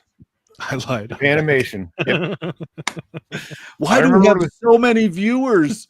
I don't ever dare to do the thing that we did with the Curtises where I try to outlast the audience. It'll never work. And you'll run out of your allotted StreamYard hours. Yeah, really. True. You're like, oh, Well, I guess I'm done streaming for the month. right at the beginning. That's great. I liked. Isn't Angel's Egg done by the same guy that did Memories? Oh, maybe so. Memories is really good. Oh my god, I love Memories. Memories is definitely go find Memories And watch that. Robot Carnival has a piece. Yes, I love Robot Carnival. Oh my god, I love that one. Who was it that recently talked about it? I don't know if it was Me. I don't know. No. It was there was a guy that recently just did Sci-Fi Finds. Oh, I don't know. But I love Robot Carnival. That's like I anyway. A booktuber talked about this recently. We're boring the hell out of Jake. He's like, I don't know. I'm talking to my family now. Oh yeah, he's muted and busy. Yeah, see, he's Jake, busy. Look at these viewers he's bringing to us. All these viewers. That's right. Marine Boy was my first Japanese love. I don't know that one. I don't know that one offhand either. Yeah. Robotech for me. Way back in the day. We used to record it on VCR. So I don't know what the first anime I watched was, but I remember buying Akira Sight Unseen on VHS for like $30 or something, which would be like the equivalent of paying like $70 for a movie now, without seeing just a little image and a tiny blurb. I'm like, well, it's supposed to be good.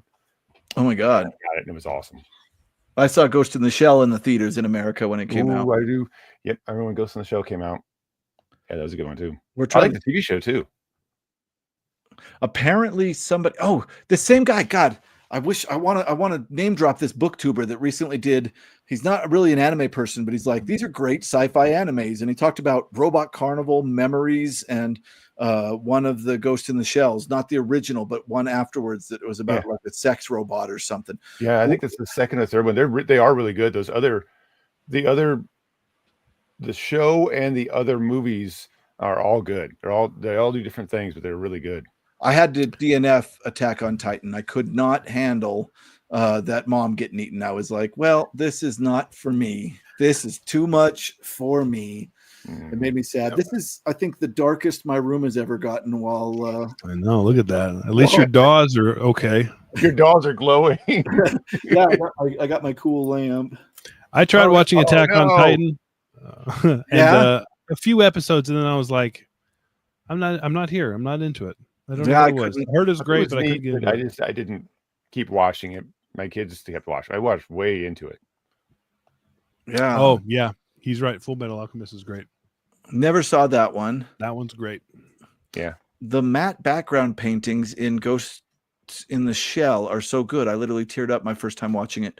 So it's interesting. The first time I remember I bought a copy of it on VHS after it had come out, and I put it on, and I was a little tired, and I went right to sleep because it's one of these slow burn movies that is so beautiful. It's gorgeous. It is. But if you're tired at all, you're done. It's over. Right. Do not watch it when you're sleeping. It's over. Yeah. Full Metal Alchemist Brotherhood is maybe the best anime show ever made. Damn, I've missed a ton. I've heard of some really good stuff there. Angel Cop, AD Police, Cyber City, OEDO, Black Magic, M66 or something. Those are old. I remember some of those are really good. I think I've seen some of them, but not all of them. Yeah. And Bubblegum Crisis. Did you guys ever watch Bubblegum Crisis? Nope, but I know about it. That's just one of those ones. Orange Road. That was an old Ranma. We watched like Ranma was like peak Ranma 1/2 or whatever. Yeah. What was the how did we get into anime? I don't know. We just did. We're just gonna talk about let's get a guy out here who does stuff about books and talk about anime. Yeah. Bubblegum Crisis whips ass. Yes, it does. Everything's whipping ass today. Oh, jeez. Damn straight. Oh my goodness. All right, how you doing, Jake? I'm doing good. How you guys doing? Good. Are you guys feeling done, or do you want to keep going? Whatever. You got dinner waiting for you? I don't. I ate before. You're smart. But you can't eat too much, because if you eat too much before, then when you're talking constantly, you're kind of burp. Yeah, exactly, looking like an idiot. I get sleepy. Like I'm just gonna lay. Take a nap. Just enough to get you through it, and then as soon as the stream ends, gorge yourself like a wild animal. Yeah. Basically. Anything else to talk about with Jake? We can. Anybody in the comments have any questions for Jake? I'll answer 3 questions from the comments. That's it, though. 3 wishes. First 3. Any fun videos? Oh, yeah. Thank you, Lovecraft. Put us right back on track. There we go. There we go, Lovecraft. Any fun videos coming up on your channels? What you got coming up, Jake? I am doing the Ant-Man, which you sent me, Chris. Yes, I did. This review should be coming out sometime this hopefully this week. We'll see if I can get it done. Like I said, school's out with the kids. Yes, it is. The primary caretaker. So during I would be editing, but we've been to the water park 3 times over the last 3 days, so I'm Waterlogged. I'm a little waterlogged. And I'm doing another one of my deep dives. I did a deep dive on laser books a while ago, the weird publisher, and I'm doing one on DAW books. So cool. And yeah, hopefully that I finished the script for that today. Hopefully I'll film that in the next couple days. And from some of the secret hints you've dropped, which I'm not going to give away, there are things about DAW that I did not know. So I'm excited. He's like, well, there are things about DAW and the DAW Wolheim that only came out within the last couple of years. Right. So I'm going to be learning stuff. Yeah. I'm going to be learning stuff. So yeah, good. They are good. So yeah, but yeah, my brain is full and tired because doing those is a lot of research, a lot of writing, a lot of studying, a lot of good stuff. Nice. Yeah. Virgil, what you doing? Let's see. We got a review for NIFT coming up. Just doing a little bit more on that. That'll be fun. I'm excited about that. It was a good book. And then maybe like a list video or two. I've had a couple list video ideas that have been kind of been boiling for a while. I'm like, I think this one's ready. I think this is a good idea. So I think I've got a bunch of weird books, and I thought I'd just do like, here's some really weird books that I've got. Like, look at them. I don't know. Look at this weird book. Look at this. Look at how weird this book is. It's weird. And it's a book. Books. Books. That's right. When you know what to say, just say books, and people get excited. Like, books. I like books. You like books. Books. Were you done, Virgil? Oh, I'm good. Yeah, I'm fine. There was not a lot. There was on the void right there. So an interesting thing happened, and it was kind of serendipitous that I was trying to figure out what to read. I just finished Time Out of Joint by Philip K. Dick, and I was trying to figure out which science fiction to read yet. And I went through this crazy bunch of paperbacks here and picked one. And I picked James Tiptree Jr., which I think her name is what? Alice Walker? Sheldon? Alice Walker wrote Color Purple. Sheldon or Sheldon or something. Yeah. But I've been wanting to read James Tiptree Jr. for a while. Everybody says that she's absolutely wonderful. Virgil did a video on one of her books that I still try to push every now and again because it was incredible. So I grabbed this, which is Houston, Do You Read? It won the Hugo and the Nebula, I think in 77. Mm-hmm. And then on the other side, this is a double, a weird Tor double, is Souls by Joanna Russ. So I figured I would do both of those. So I put up a video. Oh, look, I'm using one of Richard's kick-ass. Nice. So I shadowing. Alice Sheldon, thank you.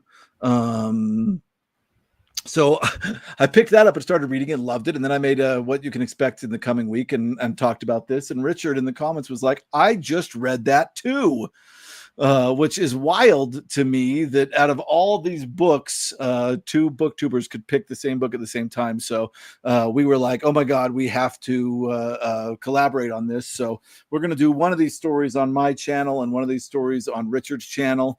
Richard's already done reading it. And it's super simple read. And I have a little bit left of Joanna Russ's Souls. So yeah, that's what's going to be coming up, is a unexpected, awesome collaboration with Richard from Vintage SF, because we just both happened to pick the same book at one time. Awesome. Crazy. And then other stuff. I'm reading Scary Horror by the Brian's in the mail. Hopefully soon. Yeah. And that's for the other stuff. And there you go. That's right. Nobody asked you any questions, Jake. None. Nobody cares. Good. They can all kick rocks. I did not, and I don't know what Joe's saying here. I did not comprehend Twilight at 12. Reread years later, and every now and then for decades. It kind of grew every time. So what is he talking about? Twilight. He's not talking about the Stephanie Meyer's book. No. I don't know that it was available when he was 12. Is that the name of the What was Twilight? We mentioned it earlier, but I can't remember what it was. Did we? Mm-hmm. Oh, wait, you did get a question. Tim wants to know when Black in Time.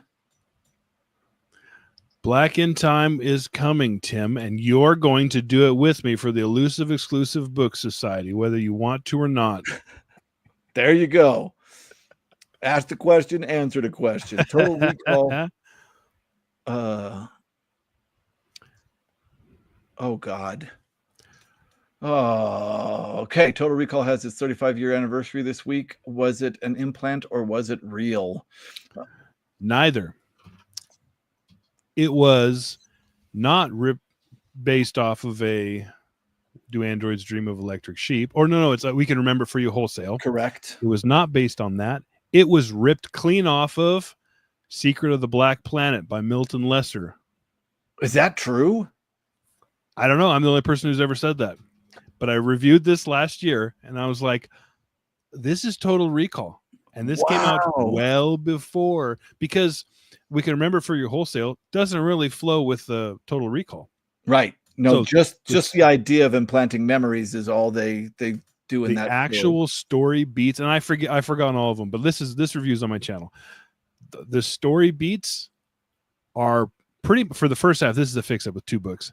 The first book, they are pretty much beat Total Recall. So whoever the screenwriter was took that idea and slapped it on here and made this is Total Recall, the book. And this book is actually a ton of fun. Wow. Yeah. Secret of the Black Planet by Milton Lesser.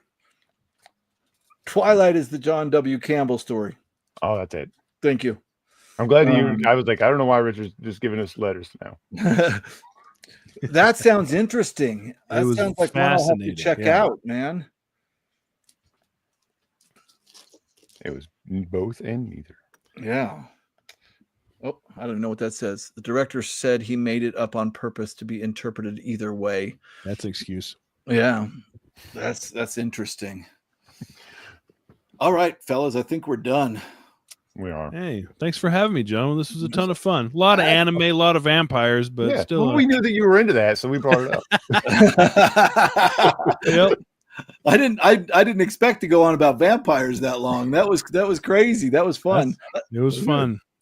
That's what I love about these, is you never know where the wave of the comments will take you. Yeah, exactly. Yeah. Thank you for joining us, y'all. everybody. Thanks, Jake, for giving us the highest watching at one point count we've ever had. Woo. Nice. Yeah. Lots of recommendations this time. Mm-hmm. Yeah, that's awesome. I got a whole list here. Yeah. All right, everybody. We will see you next time, which I think, can we announce this? I think next is Brian, right? Is it Brian? Yeah, sure. Yeah, I think we talked about that, and I think next is going to be Brian, because we're going to try to tie it to Secret Society of Red. So you can wait a minute, Brian. Right, he's not busy doing his own stuff on his own channel. Are you sure? No. Did you guys check? He's got lots of videos logged. He's got like 3 months of videos pre-recorded. I say it all the time. He is literally on other people's channel, mine included, more than his own channel. He's so charming. Everybody wants I that. know, Exactly. everybody Like, loves Brian. Brian. He's so charming. All right, thank you, everybody. It's true. Oh, he's still here, Brian. Brian for so long, and he's like, "Wait, what?" Brian, are you our next guest? I think we talked about it. We didn't forget to ask you. Are you our next guest? I think we talked about it, and we decided that you were the next guest. That's so we wild. just talked about But he's in a basketball. book club with. He's in like 2 other clubs with you guys. That'd be like if I had Nick be like, "Hey, I got a special guest today. It's Nick." That's how we're doing it. Nick, what did you tell us about your channel? I'll make it happen. Oh, BookTube is a funny place. It is a funny place. All right, everybody. You guys have a good night. We will see you on the next one. Thanks, everybody. Bye. And I always have to click this twice. Yeah, So we the just ends did. of these videos are